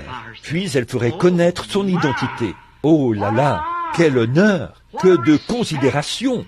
Ce serait annoncé dans tous les journaux de Tucson, de ceux de tous les États-Unis, ainsi que sur la chaîne nationale, que la grande reine d'Angleterre est venue jusqu'à Tucson, en Arizona, et vous a rendu visite, à vous, une personne pauvre, de s'être humilié ainsi pour venir à ma porte ou à votre porte donnerait davantage de dignité à la reine. Eh bien, savez-vous ce qu'elle dirait? Bien qu'elle ne soit pas, vous n'êtes pas sous sa souveraineté, mais c'est quand même une personne importante. Elle est la plus grande reine du monde. Sur le plan national, elle est la plus grande reine nationale du monde. Eh bien, vous diriez, Sa Majesté la Reine, veuillez entrer dans ma maison. S'il y a quoi que ce soit que vous désirez prendre ici, ou si vous voulez faire quoi que ce soit, faites comme chez vous. Eh bien, certainement, tous les journaux en parleraient. Ou même, ce matin, si notre président, Kennedy, venait à votre porte. Oh, il se peut que vous ne soyez pas d'accord avec lui au sujet de la politique, mais vous le laisseriez quand même entrer. Pourquoi? Non pas parce que c'est juste un homme, mais à cause de qui il est. C'est le président des États-Unis. Et pourtant, il se peut que nous soyons en désaccord avec lui, je le serais, par rapport à la politique. Mais pourtant, vous seriez honoré que le président Kennedy vienne à votre porte. Et s'il faisait un voyage spécial pour venir à votre porte, eh bien, partout aux nouvelles, on dirait « L'humble monsieur Kennedy, président des États-Unis, a pris un vol à destination de Tucson, Arizona, pour se rendre chez Jean un tel. Quel grand honneur ce serait pour lui, et quel honneur ce serait pour vous. Eh bien, vous ne voudriez en aucun cas lui fermer la porte. Certainement pas. Vous le recevriez certainement, parce que c'est un homme important. Mais qui est plus important que Jésus? Et on lui ferme plus de portes qu'à tous les dictateurs, les rois et les potentats du monde. Oui, je me tiens à la porte et je frappe. Si quelqu'un entend ma voix et ouvre la porte, j'entrerai et je souperai avec lui. Oh, ces petits coups qu'on entend frapper à la porte. Bien des fois, Jésus frappe à la porte de notre cœur. Voilà où en est l'Église aujourd'hui. Ces petits coups, vous les ressentez sans doute en ce moment même. Qu'est-ce que c'est? C'est Jésus qui essaie d'entrer, d'avoir accès à la porte de votre cœur. Il veut vous parler un petit moment. Et si vous pouvez honorer le président, qu'en est-il de Jésus? Si pour rien au monde, vous ne fermeriez la porte au président, comment donc pouvez-vous fermer la porte à Jésus? Le président n'est qu'un homme. Il doit mourir. Mais Jésus est votre Dieu. Il est votre juge. Non seulement cela, mais celui-là même qui sera votre juge est en ce moment votre sauveur. Maintenant, le président pourrait vouloir vous ordonner de vous engager dans l'armée. Il pourrait vous ordonner de faire quelque chose d'horrible. Il pourrait vous ordonner ou vous enlever quelque chose, vous enlever vos enfants ou quelque chose pour en faire ses serviteurs ou quelque chose de ce genre. Il pourrait faire quelque chose comme ça. Mais Jésus ne veut pas ça. Il veut vous donner quelque chose.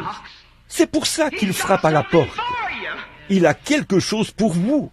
Il n'y a rien qui puisse être plus grand que ce qu'il veut vous donner. Le Saint-Esprit. Il veut vous donner la vie éternelle. Qu'en est-il si le président disait « Je viens vous chercher et je n'ai l'autorité pour faire de vous le président des États-Unis » Vous serez obligé de céder cette position à un moment donné. Et si la reine voulait faire de vous la reine d'Angleterre, et que c'est vous qui portiez la couronne, vous seriez obligé de la céder.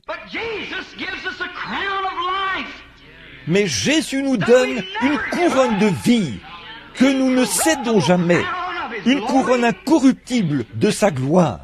Et nous n'avons pas à la céder. Il nous la donne. C'est une bénédiction. C'est du Saint-Esprit qu'il veut couronner notre vie. Comment pourrions-nous être si indifférents au point de rejeter cela? Que c'est irréfléchi. Ce que fait l'Église, comment les gens peuvent-ils être irréfléchis au point de commettre une telle erreur? Refuser d'écouter ces coups que l'on frappe à la porte. Comme ce serait insensé de la part d'un homme ou d'une femme ici présent ce matin de tourner le dos à ces coups, à la vie éternelle. Et nous regardons et voyons les nuages du jugement se former. On entend les hommes de science dire « Il est minuit moins 3 ». Et pratiquement 2 de ces minutes sont écoulées. Ça, c'était il y a plusieurs années. Et nous voyons que l'Église est en débandade. Nous voyons tout ce qui se passe, comment tout se déroule. Et la dénomination qui commence à devenir la dénomination, le refroidissement. Et le temps du réveil, semble-t-il, est presque terminé. Nous ferions mieux de regarder la vérité en face. Oh, nous faisons beaucoup de bruit, certainement. On joue à fond du piano, on sautille. Les femmes se coupent les cheveux et des yeux bleus. Elles se conduisent mal et les hommes les laissent faire. C'est contraire à l'Écriture. C'est vraiment dégoûtant ce que nous voyons dans nos rues aujourd'hui. J'ai emmené mes enfants hier. Je voulais aller voir un rodéo. Mes petits. Mon père était cavalier et j'ai fait un peu d'équitation. Et c'est tout naturel pour eux d'aimer les chevaux. Ils voulaient voir les chevaux. Et quand je me suis arrêté dans la rue, j'ai eu un malaise au plus profond de mon être et j'ai fait demi-tour. Quand j'ai vu comment aujourd'hui les gens essayent de vivre dans le passé, ils essayent de faire vivre quelque chose du passé. Nous vivons dans un monde en mutation. Les choses changent constamment dans ma région. Je suis du Kentucky, vous savez, de naissance. C'est là que vivent presque tous les miens. Là, ils ont la vallée de Renfrew. Ils essayent d'imiter les montagnards. Ils utilisent des lampes à pétrole et font la cuisine au four à bois et s'habillent à la manière des premiers colons.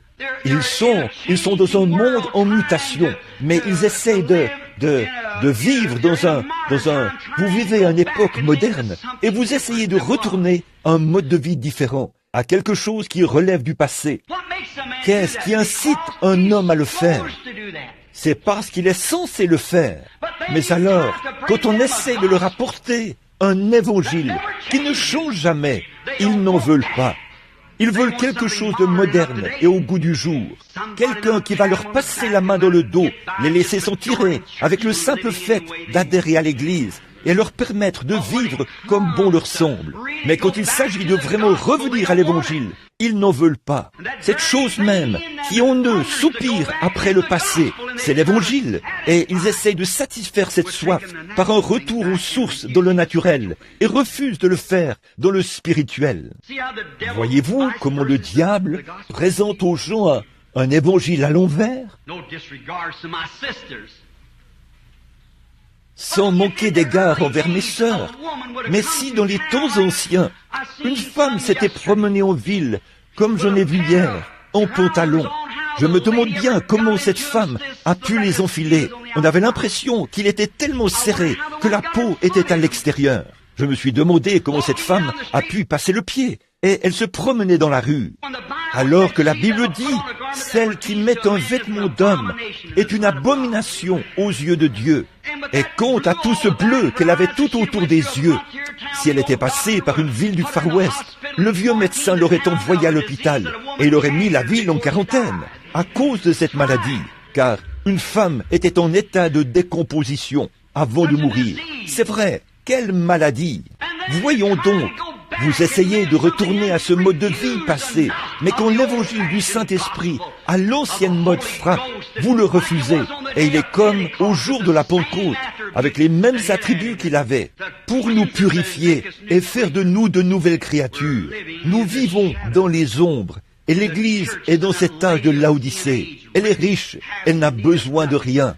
Eh bien, nous, les pentecôtistes, nous ne pouvons pas trop crier après les baptistes et les méthodistes, parce que la poêle ne peut pas se moquer du chaudron, vous savez. Donc, nous avons fait la même chose. Eh bien, c'est vrai. Et voici, je me tiens à la porte et je frappe. Et si quelqu'un, maintenant souvenez-vous, la Bible dit que dans cet âge-ci, il était à l'extérieur de l'Église et il essayait d'entrer. Eh bien, vous ne pouvez pas contester la parole de Dieu. Voyez, il essayait d'entrer, il suppliait pour qu'on le laisse entrer. Si quelqu'un ouvre la porte et me laisse entrer, oh, j'entrerai et je souperai avec lui. Voyez, il veut vous parler de quelque chose, d'une affaire ou d'un plan de salut. Il veut vous parler, mais il se peut que vos credos vous aient tant endurci que vous êtes devenu indifférent, au point où vous ne voulez pas l'entendre parler. C'est vrai, voici, je me tiens à la... Vous dites, oh frère Branham, juste un instant là, je l'ai déjà laissé entrer. Eh bien, vous avez peut-être fait ça, mais c'est peut-être tout ce que vous avez fait. Seulement, le laisser entrer.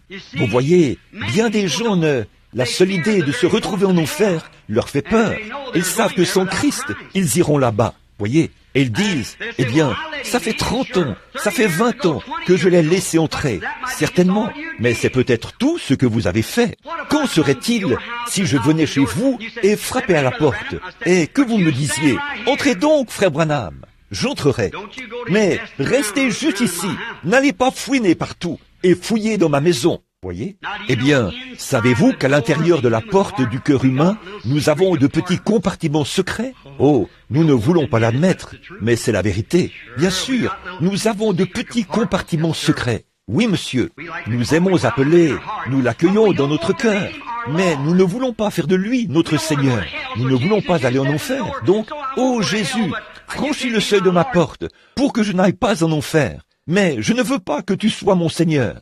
Or, Seigneur veut dire possession. Cela signifie que si vous le laissez entrer en tant que Seigneur, il aura le contrôle de tout. Il est chez lui. Si je viens chez vous et que je frappe à la porte et que vous ne voulez pas de moi, dites-moi, allez-vous-en et je vous apprécierai davantage. Si vous me laissez franchir la porte et que vous dites, eh bien, ne vous promenez pas partout, restez juste là où vous êtes, eh bien, que voulez-vous? Voyez? Aurais-je l'impression d'être le bienvenu? Pourrais-je vous expliquer l'objet de ma visite? Certainement pas. Et c'est ainsi qu'agit l'Église aujourd'hui, mes amis. C'est ainsi que les gens se comportent. Entre, Seigneur. Mais, eh bien, voilà, c'est tout. Dis-moi ce que tu veux. Voyez? Oh non, c'est là que nous avons des ennuis. Nous devons l'accueillir. Seigneur, entre dans ma maison. S'il y a quoi que ce soit, s'il y a ici quoi que ce soit que tu désires, serre-toi, je suis à toi, tu es à moi, tu m'as honoré. Le grand roi, le créateur des cieux et de la terre, a frappé à ma porte, et je veux que tu entres, Seigneur. Oh Seigneur, sois mon Seigneur, prends-moi, puisses-tu faire de moi tout ce que tu voudras. S'il y a en moi quoi que ce soit de mauvais, veuille découvrir tous les secrets de mon cœur. Entre dans chaque porte, sonde-moi, Seigneur, et vois ce qui ne va pas chez moi. Et s'il y a quoi que ce soit qui cloche, montre-le-moi, Seigneur. Jette cela à la porte. Je te veux ici, à l'intérieur. Je t'ai fait entrer pour que tu sois mon Seigneur. Je n'ai pas cette bénédiction, Seigneur. Purifie-moi maintenant. Si je ne veux pas qu'il soit mon Seigneur à part entière, je ne lui ouvrirai jamais la porte. S'il ne peut pas être Seigneur, je ne veux pas qu'il soit un sauveur. S'il ne peut pas être un Seigneur, tout le monde veut d'un sauveur. mais pas d'un Seigneur. Ils veulent quelque chose qui leur permettra d'échapper à toute la condamnation de l'enfer et qui leur permettra de vivre comme bon leur semble et faire comme bon leur semble. Vous savez, promenons-nous dans cet édifice qu'on appelle le cœur. Voulez-vous me supporter encore 10 minutes? Regardez, remarquez, faisons le tour du cœur pour d'un instant. Tout d'abord, quand on entre dans le cœur humain, du côté droit, quand on entre, il y a là une petite porte et elle s'appelle « ma vie privée ». Eh bien, vous ne voulez pas que qui que ce soit s'en mêle. Eh bien, si je veux faire quoi que ce soit, ça me regarde. Je vais adhérer à l'église et aller là-bas. Mais, monsieur le prédicateur, ne me dites surtout pas ce que je dois faire. Oh oui, voyez? Bon, je sais que la Bible dit, mais je n'y crois pas. Oh là là, voyez? Pensez-vous donc que Jésus pourrait demeurer dans un cœur comme celui-là? Certainement pas. Il y entre pour être Seigneur. Il entre, lui qui est là, la vie privée. Oh, c'est quelque chose d'important. Bon, vous savez, chacun de nous veut avoir sa propre vie privée. Si nous décidons de boire un petit verre avec le voisin, ça nous regarde ça. Si nous, les femmes, nous voulons nous couper les cheveux, ça, c'est notre privilège en tant qu'Américaines. Si nous voulons porter des shorts, ça nous regarde. Eh bien, c'est vrai.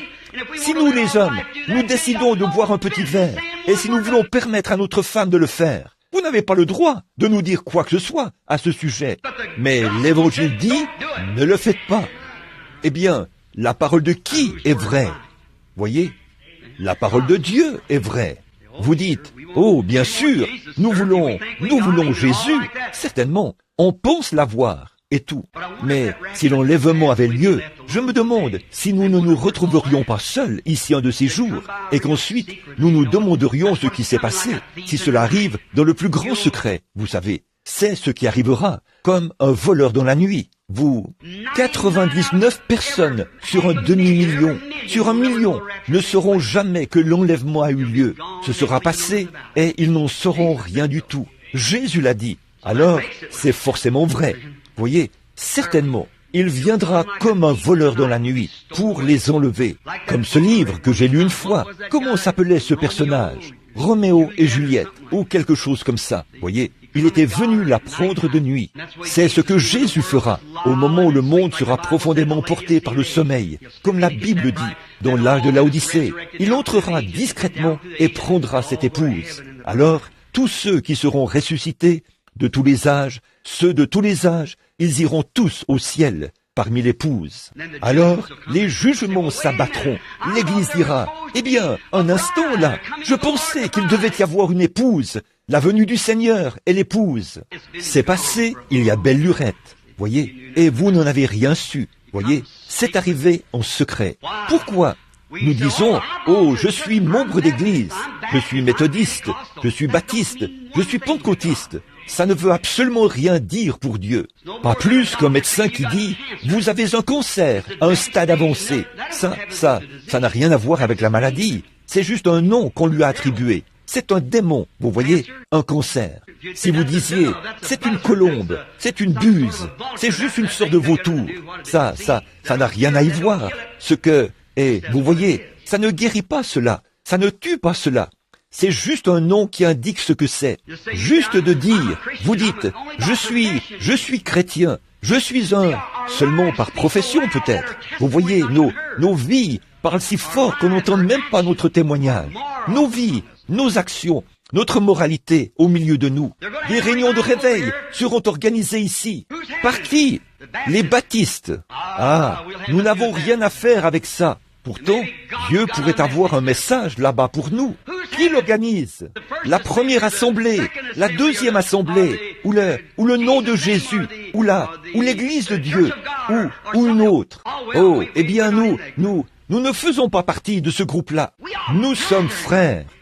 Quelqu'un oserait-il séparer l'héritage de Dieu?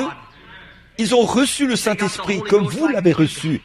Ils ont fait les mêmes choses que vous avez faites lorsque vous l'avez reçu. Certainement. Vous voyez donc pourquoi j'aime ces hommes d'affaires du plein évangile? Ça me donne une voie d'accès pour exprimer ces choses. Voyez, de dire, voici ce qu'il en est. Nous sommes frères. Nous ne sommes pas divisés. Nous formons tous un seul corps. Vous voyez, comme l'a dit le poète. Maintenant, cette petite porte qui m'appartient, ma propre vie privée, là, c'est très bien. Je serai membre de votre Église. Je deviendrai membre des hommes d'affaires du plein évangile. Mais là, n'allez pas me dire que je dois recevoir le Saint-Esprit et faire des choses bizarres comme ça. Voyez, il s'agit là de cette vie privée. Voyez, si vous le faites, Jésus ne pourra jamais prendre sa position de Seigneur dans votre vie. Il fera simplement demi-tour et repartira. Que feriez-vous face à une telle situation si vous alliez chez quelqu'un et qu'on vous disait « Restez ici, à la porte, dites ce que vous avez à dire », eh bien vous diriez « Merci » et vous repartiriez. Jésus aussi, certainement. C'est pour ça que l'Église se retrouve là, en train de refroidir. Vous voyez, exactement comme elle l'est en ce moment. Ne laissez jamais les hommes d'affaires du plein évangile en arriver là. Quand vous écoutez un message et que vous entendez frapper, ouvrez et dites, Seigneur, ça, de quoi s'agit-il? Quand vous voyez un homme, nous avons beaucoup d'imitateurs, mais quand vous en voyez un qui est authentique, que signifie un imitateur? Qu'est-ce qu'un faux dollar indique? Quand vous tombez sur un faux dollar, cela signifie qu'il a été fabriqué à partir d'un vrai. Il faut qu'il y en ait un vrai pour qu'on puisse fabriquer un faux. Il y a donc un vrai Saint-Esprit, une vraie puissance de salut, un vrai Dieu d'amour. Oui, n'acceptez rien de moins. Non, monsieur, ne le faites pas. Très bien, cette porte privée, je vais devoir me dépêcher pour présenter ces portes. Il y a aussi une petite porte qui s'appelle la fierté. Oh là là, en voilà une qui est mauvaise. On ferait mieux de ne pas rester trop longtemps à cette porte. Mais vous voulez vous tenir à cette porte personnelle et dire, eh bien, vous n'avez rien à me dire. Voyez, eh bien, j'ai ma propre fierté. Certainement. Mais vous ne devriez pas en avoir. J'ai prêché ici, il n'y a pas longtemps, sur l'agneau et la colombe. Et l'agneau, voyez-vous, un agneau, un mouton, ne produit qu'une seule chose, c'est de la laine. C'est ce qu'il produit, et il renonce à ses droits. Vous pouvez prendre un mouton, le soulever, l'attacher par les jarrets, comme ça, et le tondre entièrement. Il restera couché là. Il renonce à ses droits. Après tout, c'est de lui que sort la laine. Ça lui appartient, mais il y renonce. Quand vous dites à un homme qu'il lui faut naître de nouveau, qu'il lui faut être purifié de sa vie de péché, qu'il lui faut arrêter de mentir, de voler, de tricher, de faire du prosélytisme et de mal se conduire. Oh, certains d'entre eux explosent comme des ballons gonflables. Là, voyez, ça, c'est un bouc. Voyez, il fera un tas d'histoires. Mais un vrai agneau renoncera à ses droits. Une fois, j'ai parlé à nos dames au sujet de... Ce n'est pas que j'ai quoi que ce soit contre les dames. Elles sont nos sœurs. Mais j'ai du zèle pour cette Église. Quand je vois la mondanité y entrer comme à Sodome, alors je dois crier contre cela. Quelque chose à l'intérieur fait que mon cœur saigne et je crie. Ne suivez pas le style de Marilyn Monroe ou de certaines de ces femmes. Faites comme Sarah dans la Bible. Voyez, n'essayez pas d'être monsieur quelque chose, on ne sait quoi, qui court sur l'estrade et se conduit n'importe comment et qui essaye de s'habiller comme s'il sortait de chez le tailleur, bien soigné et élégant. Ne le faites pas. On trouve trop de spectacles hollywoodiens parmi les pentecôtistes. C'est vrai, il nous faut le Saint-Esprit. Bon, il se peut que vous me détestiez, que vous ne vouliez plus que je revienne. Mais c'est une occasion de parler de la vérité. Et ceci est la vérité. Examinez cela et voyez si ce n'est pas vrai. Une dame a dit, c'est mon privilège en tant qu'Américaine. J'ai dit, mais vous renoncerez à ça. Il y a quelque temps, ma femme et moi allions à l'épicerie, dans l'Indiana, et nous avons vu une chose étrange. Une dame qui portait une jupe. C'était très étrange. Elle a dit, chérie, ces gens-là ne chantent-ils pas dans des chorales? J'ai dit, oui. Oui. Eh bien, pourquoi? J'ai dit, eh bien, vois-tu, chérie, ces gens, ils ne sont pas de notre royaume. Et j'ai dit, de notre royaume. J'ai dit, non. J'ai été missionnaire. J'ai fait le tour du monde bien des fois. J'ai remarqué que quand je vais en Allemagne, j'y trouve un esprit allemand. Je vais en Finlande, et là, c'est un esprit différent. Je vais en Australie, c'est un autre esprit. Je viens en Amérique, c'est un autre esprit. C'est un esprit national. Et tous ces esprits sont du diable. Jésus l'a dit. Les royaumes de ce monde appartiennent au diable. Il contrôle chacun d'eux. Bon, Jésus l'a dit. Alors, vois-tu, c'est cet esprit national. Eh bien, a-t-elle dit, ne sommes-nous pas américains? J'ai dit, non madame, nous le sommes potentiellement. Elle a dit, toi, qu'est-ce que tu es? J'ai dit, eh bien, ne devrions-nous pas agir comme les Américains? J'ai dit, non, nous ne sommes pas de ce groupe d'ivrognes, de bagarreurs, de gens abjects. Non, madame, nous sommes nés d'un esprit céleste. Nous venons d'un lieu où c'est la sainteté à l'état pur, sans mélange, où les anges et la justice sont là devant Dieu. J'ai dit, ici, nous vivons comme dans une nation. Certainement, c'est vrai, ceci, c'est notre nation, là où nous faisons des efforts. Mais que ton règne vienne, que ta volonté soit faite sur la terre comme au ciel. Par conséquent, quand on est né d'en haut et que tout le péché est balayé et jeté dans l'abîme, c'est l'Esprit de Dieu, le Créateur, qui entre dans notre cœur. Et c'est lui qui contrôle notre caractère. Nous ne mentons pas, nous ne volons pas, nous ne trichons pas. Nous sommes honnêtes, droits, nous marchons comme des citoyens du ciel, car c'est ce que nous sommes. Si nous sommes nés de l'Esprit de Dieu, et beaucoup parmi nous sont dans la confusion, et ils utilisent de petits ismes, des sensations et tout, et ils appellent ça l'Esprit de Dieu. C'est la raison pour laquelle nous sommes si embrouillés aujourd'hui. Tout le système ecclésiastique, c'est terrible. Et malgré tout cela, Jésus continue de se tenir à la porte après avoir été expulsé. Mais cependant, il y a encore une porte que j'aimerais ouvrir. La porte de la foi, puis je terminerai. J'en ai noté près d'une douzaine ici, mais je vais les sauter. La porte de la foi. Vous dites, voudriez-vous venir à la réunion organisée par les hommes d'affaires du plein évangile? Du quoi? Le plein évangile. C'est contraire à ce que je crois. Il n'y a qu'une seule foi. C'est vrai, une seule foi, un seul Seigneur, un seul baptême. C'est vrai. Eh bien, c'est contraire à ce que je crois. Peut-être ne voulez-vous pas que Jésus franchisse le seuil de la porte de votre foi. Vous avez bâti votre foi sur le credo d'une église, d'une dénomination. C'est là que votre foi est recroquevillée sur elle-même et enfermée dans une pièce. Et vous ne voulez pas y laisser entrer Jésus, qui est la parole. Au commencement était la parole, dit Jean 1. Au commencement était la parole, et la parole était avec Dieu, et la parole était Dieu, et la parole a été faite chair, et elle a habité parmi nous. Il est la parole éternelle. Et vous, votre foi, elle déclare que les jours des miracles sont passés.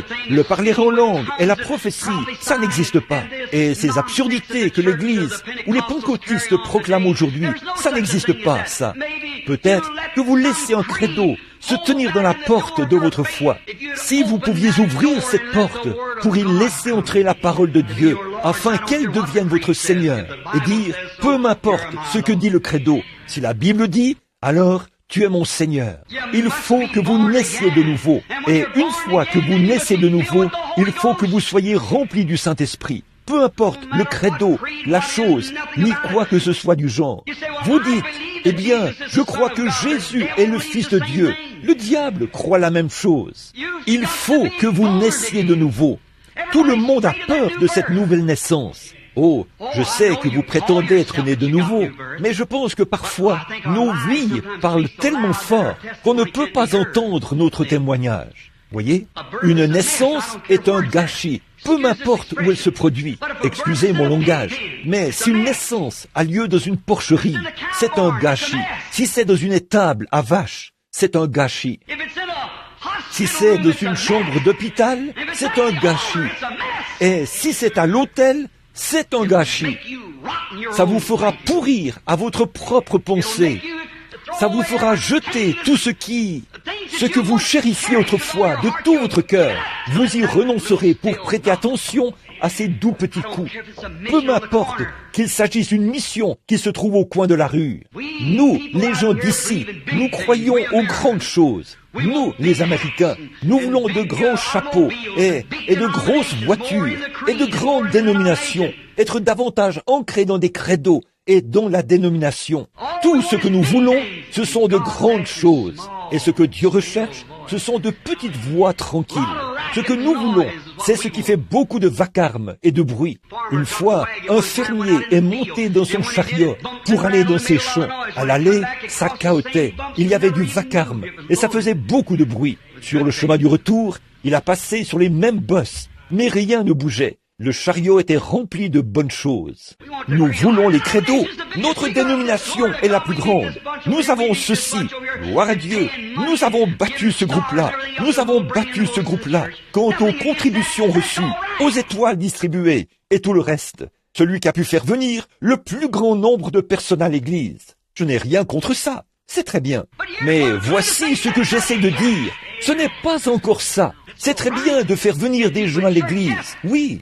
Mais Jésus a dit, après qu'un homme allait faire un prosélyte et qu'il le ramenait, a-t-il dit, que devenait-il? Un fils de la gêne 2 fois plus qu'il ne l'était au départ.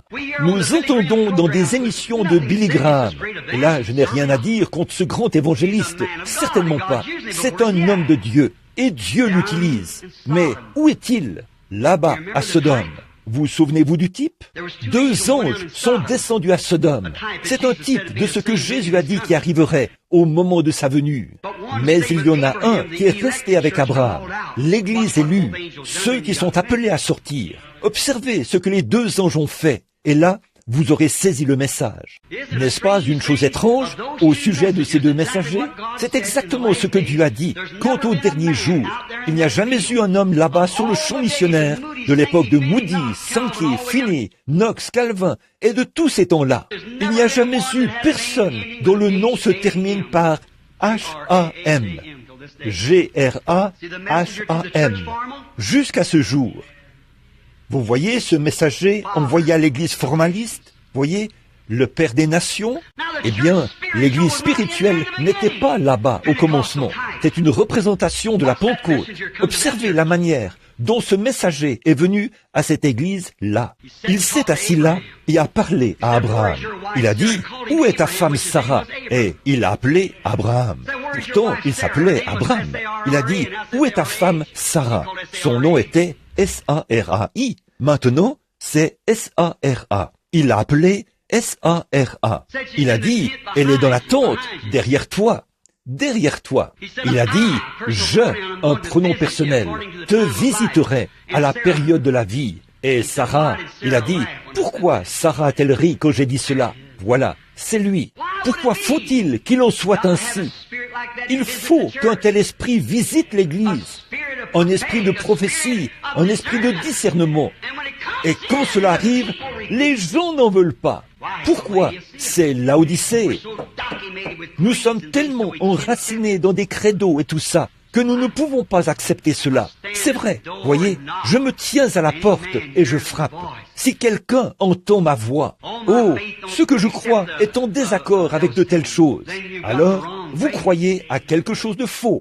La foi, vous savez, la véritable et authentique foi de Dieu ponctuera chaque promesse de Dieu d'un Amen, un authentique Saint-Esprit. Et pourquoi? Parce que c'est le Saint-Esprit qui a écrit la Bible. C'est ce qu'elle dit. Les hommes d'autrefois, poussés par le Saint-Esprit, ont écrit la Bible. Voyez? Alors, comment le Saint-Esprit pourrait-il être en vous et nier cela? Il ne peut pas le faire.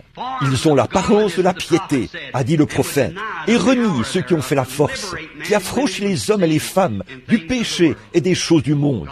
Que Dieu soit miséricordieux envers nous. Oh, si vous avez une foi religieuse et que celle-ci rejette la parole de Dieu, éloignez-vous-en, que la parole de Dieu soit vraie. Oui, monsieur. Remarquez, il a dit, car ne sais-tu pas que tu es nu, misérable, pauvre, malheureux et aveugle, et tu ne le sais pas. C'est ça qui fait pitié. Maintenant, nous allons terminer. Je veux que vous saisissiez ceci. Et tu ne le sais pas. Maintenant, si vous arrivez de voir un homme se promener là, dans la rue principale, la rue Stone, ou une des rues principales, et que cet homme était si pauvre qu'il n'avait pas de vêtements, et qu'il était misérable, malheureux, sans vêtements, nu, ou une femme complètement nue et aveugle, et qu'il ne le sache pas, eh bien, si elle le savait, ou s'il le savait, ils essayeraient de trouver un endroit où aller pour y obtenir des vêtements. Mais quand ils ne le savent pas et que vous essayez de le leur faire savoir, ils disent « Occupez-vous de vos affaires ». Eh bien, c'est exactement ce que Jésus-Christ a dit au sujet de la manière dont serait l'Église pentecôtiste dans les derniers jours. Tiède, et qu'elle serait riche. Nous sommes aussi riches que tous les autres. Autrefois, quand nous étions à la mission, nous avions le salut. Maintenant, nous avons atteint le rang des grands d'aujourd'hui, plus de membres et de belles grandes choses. Et où en sommes-nous? Nous sommes exactement comme tous les autres. Et c'est ce que Jésus a dit. Mais malgré tout cela, il continue de frapper. Si quelqu'un, un individu, entend ma voix et ouvre la porte, j'entrerai et je souperai avec lui et lui avec moi. C'est là que nous en sommes. Nus, aveugles, vraiment aveugles spirituellement. On ne peut rien leur dire. Vous savez, nous avons grandi dans une pauvreté extrême, là-bas, dans le Kentucky. Mon grand-père était un chasseur très connu. Il avait l'habitude de chasser le raton laveur. Je ne sais pas si vous, ici, il n'y a pas assez d'eau en Arizona pour avoir des ratons laveurs, je suppose. Mais ils ont là-bas, ils avaient des ratons laveurs. Ils chassaient le raton laveur. Combien savent ce qu'est un chasseur de ratons laveurs? Eh bien, regardez-moi, tous ces gens du Kentucky. Oh là là, très bien. Eh bien, j'ai l'impression que je pourrais enlever mon veston maintenant et prêcher un petit moment. Je n'étais pas tout à fait à l'aise, mais je me sens vraiment bien maintenant. Oh là là, combien savent ce qu'est une paillasse? Eh bien, Tony, merci. Je suis enfin à la maison. Ah oui, c'est bien. Oh là là, du pain de maïs, de la bouillie de maïs. Oh là là, des haricots à une noix et des feuilles de navet. En avez-vous déjà mangé? Oh là là, c'est ça. Bon, nous nous sentons bien maintenant. Oui, monsieur, c'est bon. Et gros-papa avait l'habitude d'attraper des ratons laveurs et il les dépouillait de leur graisse. Et on avait un petit contenant. Nous avions l'habitude de conserver les petits contenants de levure chimique. Maman en avait un dont elle se servait pour découper les petits pains, avec un contenant de levure chimique. Et elle faisait de petits pains bien gros. On les prenait par le dessus et le bas se détachait. On y tartinait de la mélasse de sorgho et un morceau de beurre fait maison. C'était vraiment bon. Ça me ferait du bien maintenant. Et ce matin, on ne m'a pas donné assez de mélasse. Alors, vous savez, quelque chose comme ça ferait vraiment du bien. Maman avait l'habitude de recourir à cette graisse de raton laveur. C'était le remède à tous les maux chez nous. Ça est le liniment barbed wire. Et elle, quand nous nous faisions une coupure, on y versait ce liniment barbed wire et de la térébenthine. Et puis, quand nous n'allions pas bien, nous prenions de la graisse de raton laveur. Nous avions une petite pièce au-dessus de laquelle il y avait un grenier. Il nous fallait y monter par une échelle, comme ceci. La balustrade était faite de petits arbres. Et nous, les enfants, nous dormions là-haut, sur une paillasse. Et puis, au-dessus de la paillasse, il y avait un lit de plumes, une couette. Aussi, les bardeaux étaient posés là, avec en plus la lumière de la lune. Et il y avait là des trous. Et la neige entrait par là. Alors maman nous recouvrait d'un morceau de toile pour éviter que pendant la nuit, la neige nous tombe sur le visage. Nous, la bande de petits Branham. Et 2 personnes se couchaient au pied du lit, 2 à la tête et 2 au milieu.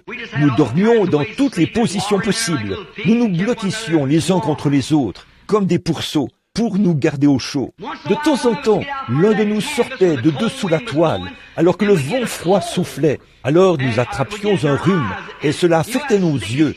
Et vous savez, cette substance collante qui se forme sous les paupières, maman appelait ça de la matière. Elle disait, « Tu as de la matière dans les yeux. » Eh bien, je me réveillais le matin, et maman disait, « Billy, descends, il est temps d'aller à l'école. » Et je disais, « Maman, j'ai de la matière dans les yeux, je ne peux pas voir. » Et Humpy, mon frère, se réveillait. Il s'appelait Edouard, et on l'appelait Humpy, juste pour s'amuser. Et il disait, « J'ai de la matière dans les yeux. » J'entendais le bruit du contenant de la bonne vieille graisse de raton laveur cogner le poêle.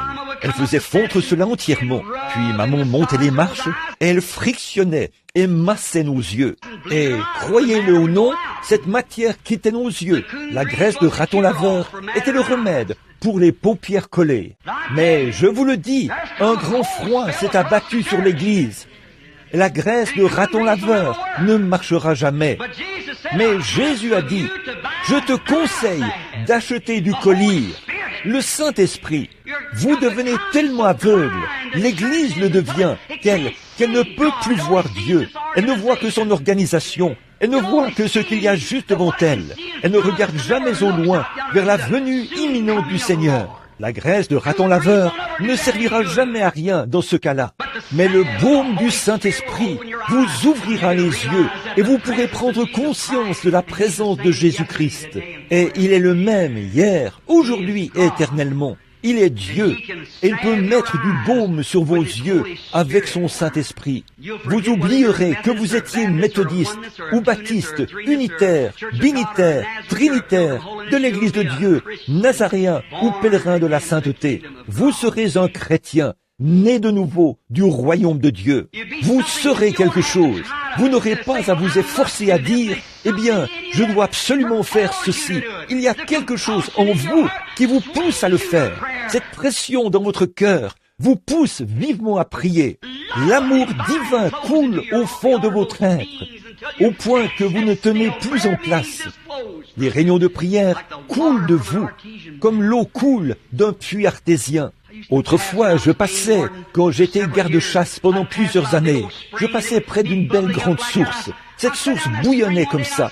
Un jour, je me suis assis près de cette source et j'ai dit, « Pourquoi es-tu si heureuse ?» Oh, que cette eau était bonne. J'en ai bu une gorgée et j'ai dit, « Pourquoi es-tu si heureuse ? Es-tu heureuse parce que les lapins boivent de ton eau ?» Si elle avait pu parler, elle aurait dit, « Non. Parce que les cerfs boivent de ton eau ? Non. Parce que je bois de ton eau ? Non. Pourquoi donc es-tu si heureuse ? Qu'est-ce qui te fait bouillonner comme ça ? Si elle avait pu me parler, elle aurait dit, « Ce n'est pas moi qui bouillonne, frère Branham. C'est quelque chose derrière moi qui me pousse, qui me fait bouillonner continuellement. » Nous nous efforçons de faire des choses, mais quand le Saint-Esprit est en nous, nous le faisons par l'amour divin. Christ est ma vie et la mort m'est un gain, a dit Paul. Certainement. Alors, puisse l'onction de son baume toucher vos yeux. En terminant, je n'ai pas l'intention de vous retenir ici jusqu'à ce que vous soyez très fatigués. C'est la première fois ou la deuxième fois que je viens parmi vous. Pardonnez-moi si j'étais trop long. Alors, permettez-moi de terminer par cette histoire. Là-bas, dans le sud, nous avions un vieux frère de couleur qui était pentecôtiste. C'était vraiment un véritable serviteur de Christ. Il y avait une brave sœur noire qui venait à l'église. Elle était remplie du Saint-Esprit et elle était une personne vraiment remarquable. Elle avait un mari, c'était un brave homme. Son nom était... On l'appelait Gabriel, et nous l'appelions simplement par son diminutif, Gab. Ainsi donc, nous n'arrivions jamais à l'amener à s'attacher à l'église. Il ne voulait pas du tout venir à l'église. C'est ce qu'il disait.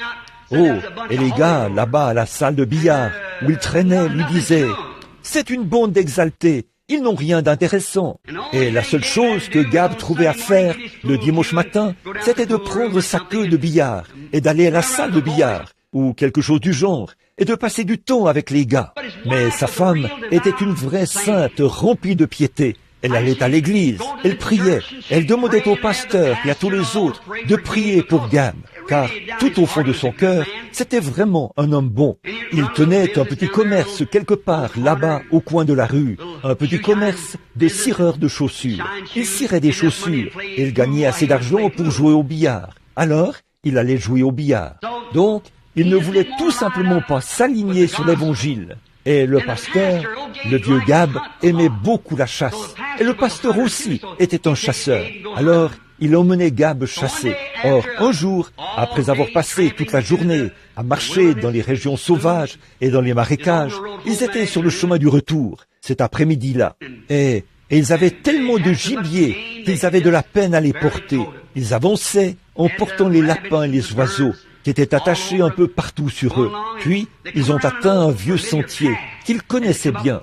Ils ont monté la colline jusqu'au sommet. Puis, ils sont descendus dans la petite ville qui se trouvait au pied de la colline. C'était un samedi, et le soleil était en train de se coucher. Le pasteur a regardé autour de lui. Ça faisait déjà un bon moment qu'il n'avait pas entendu le vieux Gab dire un mot. Alors, il a regardé autour de lui, et Gab regardait par-dessus son épaule, vers le soleil couchant, qui descendait sur l'horizon à l'ouest. Le pasteur a regardé en arrière. Il a remarqué que Gab ne disait rien, mais qu'il jetait des regards en arrière en avançant. Ainsi donc, le pasteur a continué à marcher pendant quelques minutes.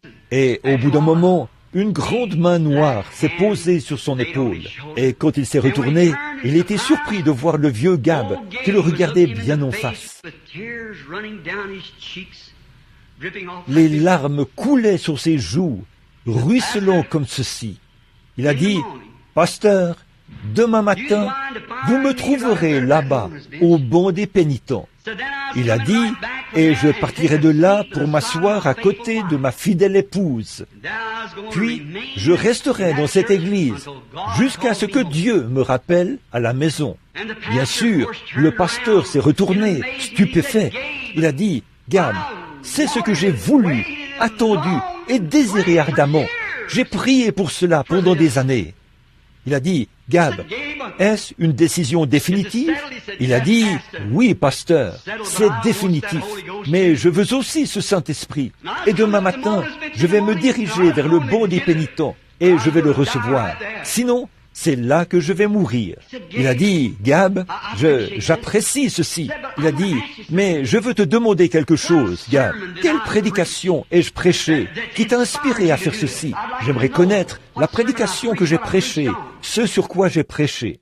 Ou quel cantique la chorale a-t-elle chanté qui t'a inspiré à prendre cette grande décision, Gab? » Et ce brave noir a regardé le pasteur et a dit, « Pasteur, a-t-il dit, j'apprécie vraiment chaque prédication que vous avez prêchée. » Il a dit, j'apprécie tout ce que vous avez dit, pasteur. Il a dit, et j'apprécie chaque beau cantique que la chorale a chanté. Mais, a-t-il dit, pasteur, ce n'était pas ça. Il a dit, vous savez, je regardais ce soleil se coucher là-bas, à l'horizon. Savez-vous que mon soleil et le vôtre aussi se couchent? Que la lumière de notre corps s'en va? Et c'est vrai ici, ce matin, messieurs. Le soleil se couche. Il se couche sur votre vie et sur la mienne. Et il se couche sur le temps, sur la civilisation. C'en est fini d'elle.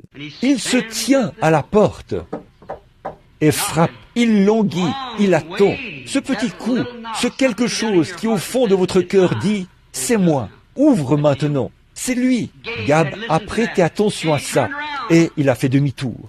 Il a dit autre chose. Pasteur, a-t-il dit, vous savez que je suis un mauvais tireur. Il a dit, je n'arrive pas à toucher une cible. Vous savez que je n'y arrive pas. Mais regardez tout ce gibier. Ma femme et moi avons là assez de provisions pour toute la semaine prochaine. Et il a dit, vous savez que je n'arrive pas à toucher une cible. Mais, a-t-il dit, il me les a donnés. Il a dit, tout à coup, cette pensée m'est venue. Il doit certainement m'aimer, sinon il n'aurait pas été si bon vers moi. Avez-vous déjà pris conscience de cela? En Inde, aujourd'hui, je sais que des petits enfants sont couchés dans la rue, leurs petits ventres ballonnés, leurs petites gencives abaissées comme ceci, et ils meurent de faim. Leur petite maman supplie les gens de prendre l'un d'eux, et il y en a des milliers d'autres. Un après-midi, on vient les mettre sur des civières et tout. On les amène à la salamandre, et on les y jette. Pour eux, Jean 14 n'existe pas. Ils mangent n'importe quoi, de l'herbe, des écorces d'arbres, ou tout ce qu'ils peuvent trouver. Ce que nous mettons dans nos poubelles suffirait largement pour les nourrir.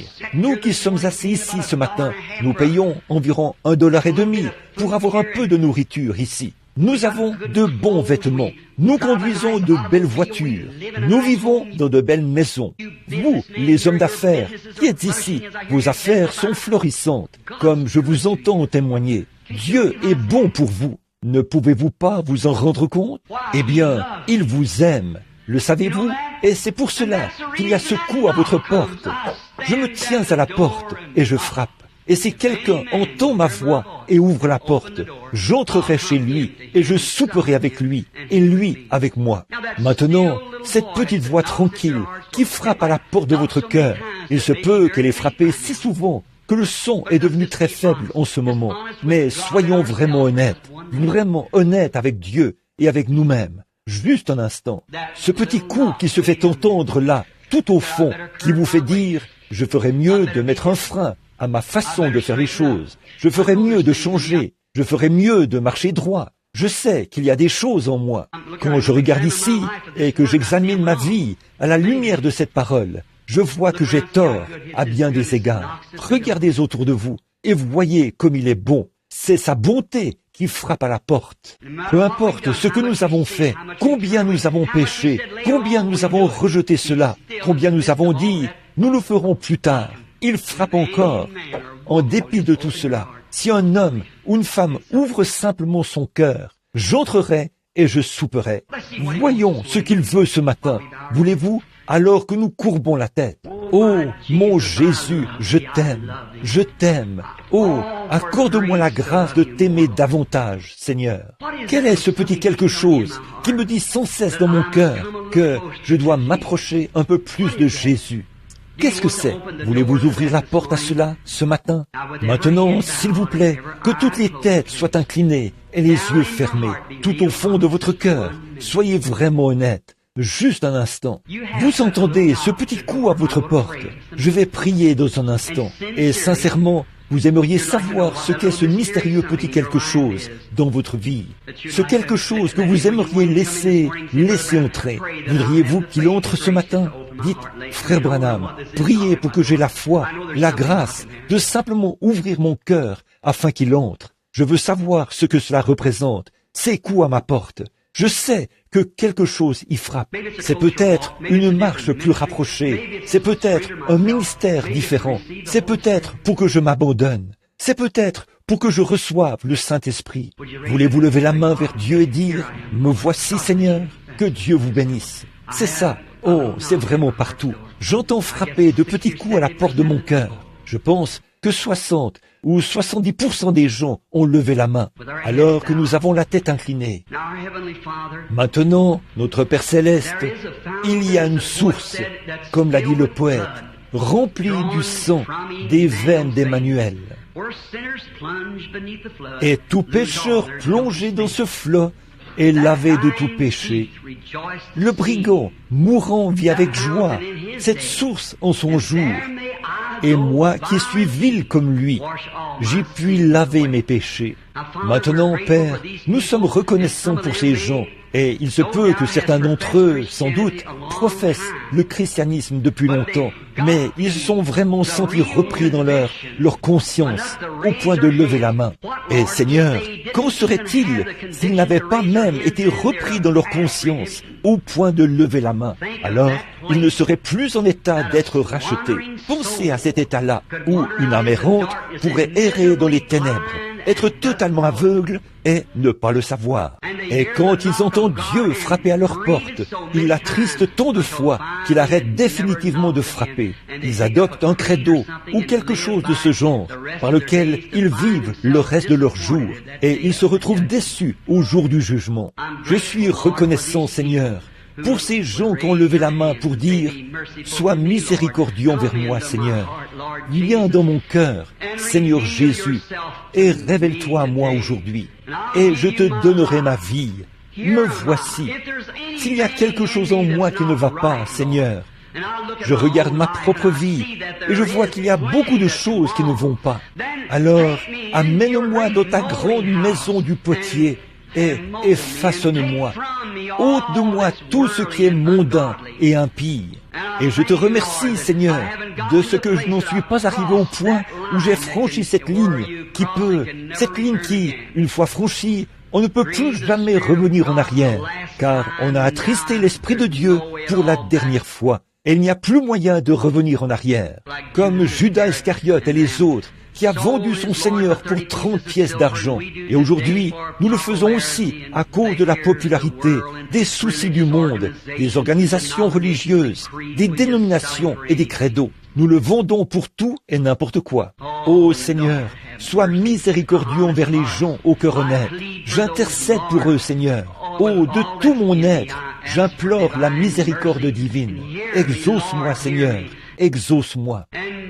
puis ce grand désir, avec la foi de savoir que c'est Dieu qui a parlé à leur cœur. C'est Dieu qui fait ces choses. Puisse la porte du cœur s'ouvrir à l'instant, afin que Jésus y entre pour être le Seigneur de la situation, en faire sortir toute la mondanité et faire d'eux de nouvelles créatures en Jésus-Christ.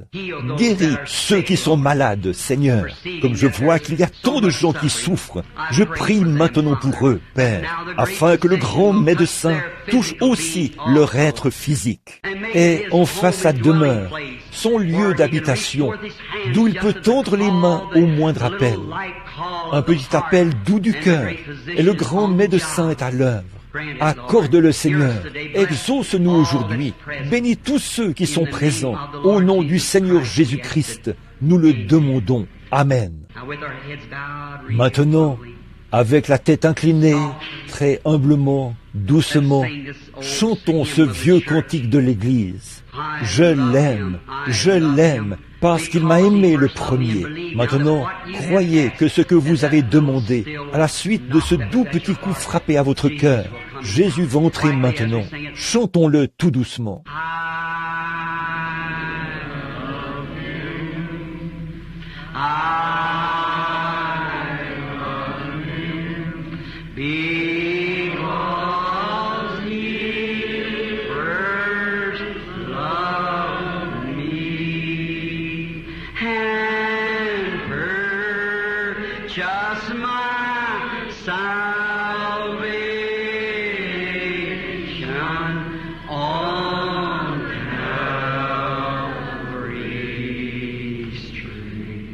Maintenant, pendant que nous avons la tête inclinée, vous qui voulez l'accepter comme Seigneur dans votre cœur, Seigneur, ôte tout maintenant. Dès cette heure-ci, je me consacre à toi autour de cette table, Seigneur, afin que je puisse te rencontrer de nouveau lors du glorieux souper des noces. Je te consacre ma vie ce matin. Aide-moi, mon Seigneur. Si je n'ai pas encore reçu le Saint-Esprit, je vais le chercher jusqu'à ce que le vrai Saint-Esprit entre et purifie ma vie. Qu'il fasse de moi une nouvelle créature en Jésus-Christ. Je te le promets aujourd'hui, Seigneur, alors que je me consacre à toi autour de cette table. Au nom de Christ, je promets de le faire, comme je lève la main. Alors, levez les mains et chantez les yeux fermés maintenant. Voulez-vous vous consacrer maintenant?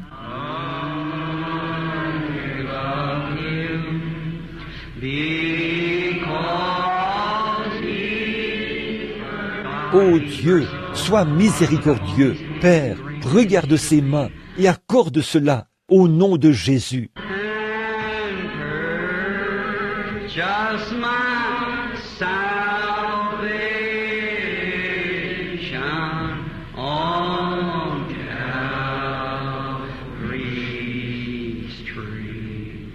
Maintenant, je veux que vous tendiez la main par-dessus la table et que vous serriez la main de quelqu'un. Dites que Dieu vous bénisse, pèlerin.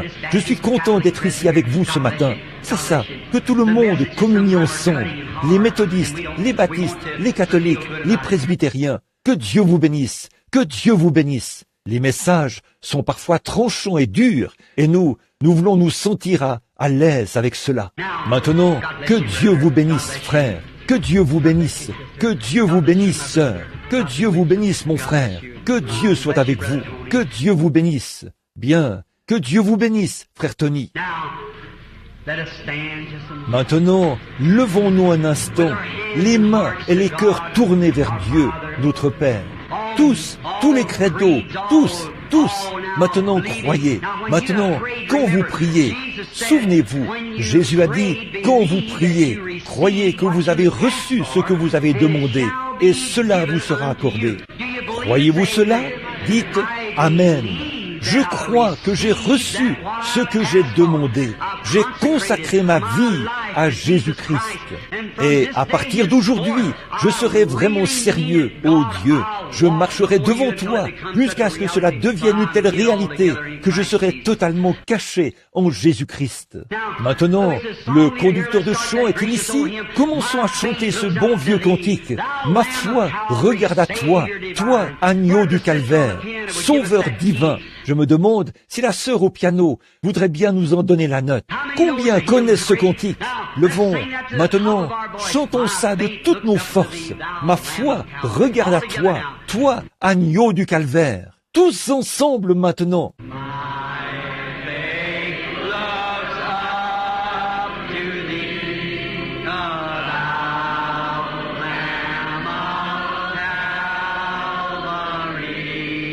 Oh, Savior divine, now hear me while I pray. Take all my sin away. Oh, let me from this day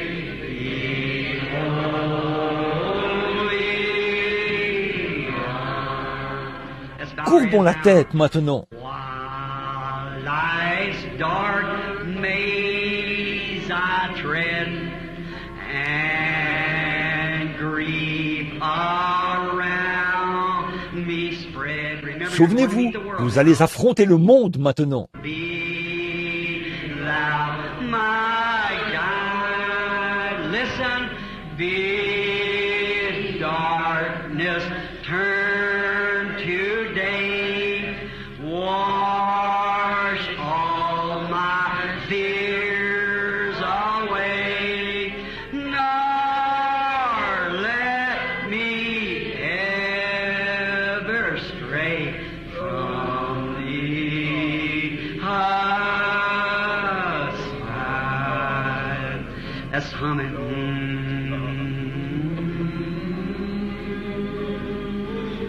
Glory to God. Glory, glory, glory to God.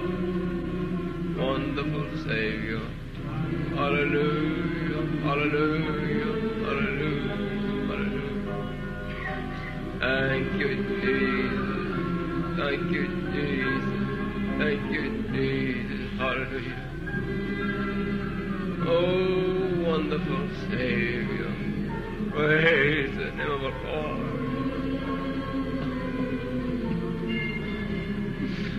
Oh, praise.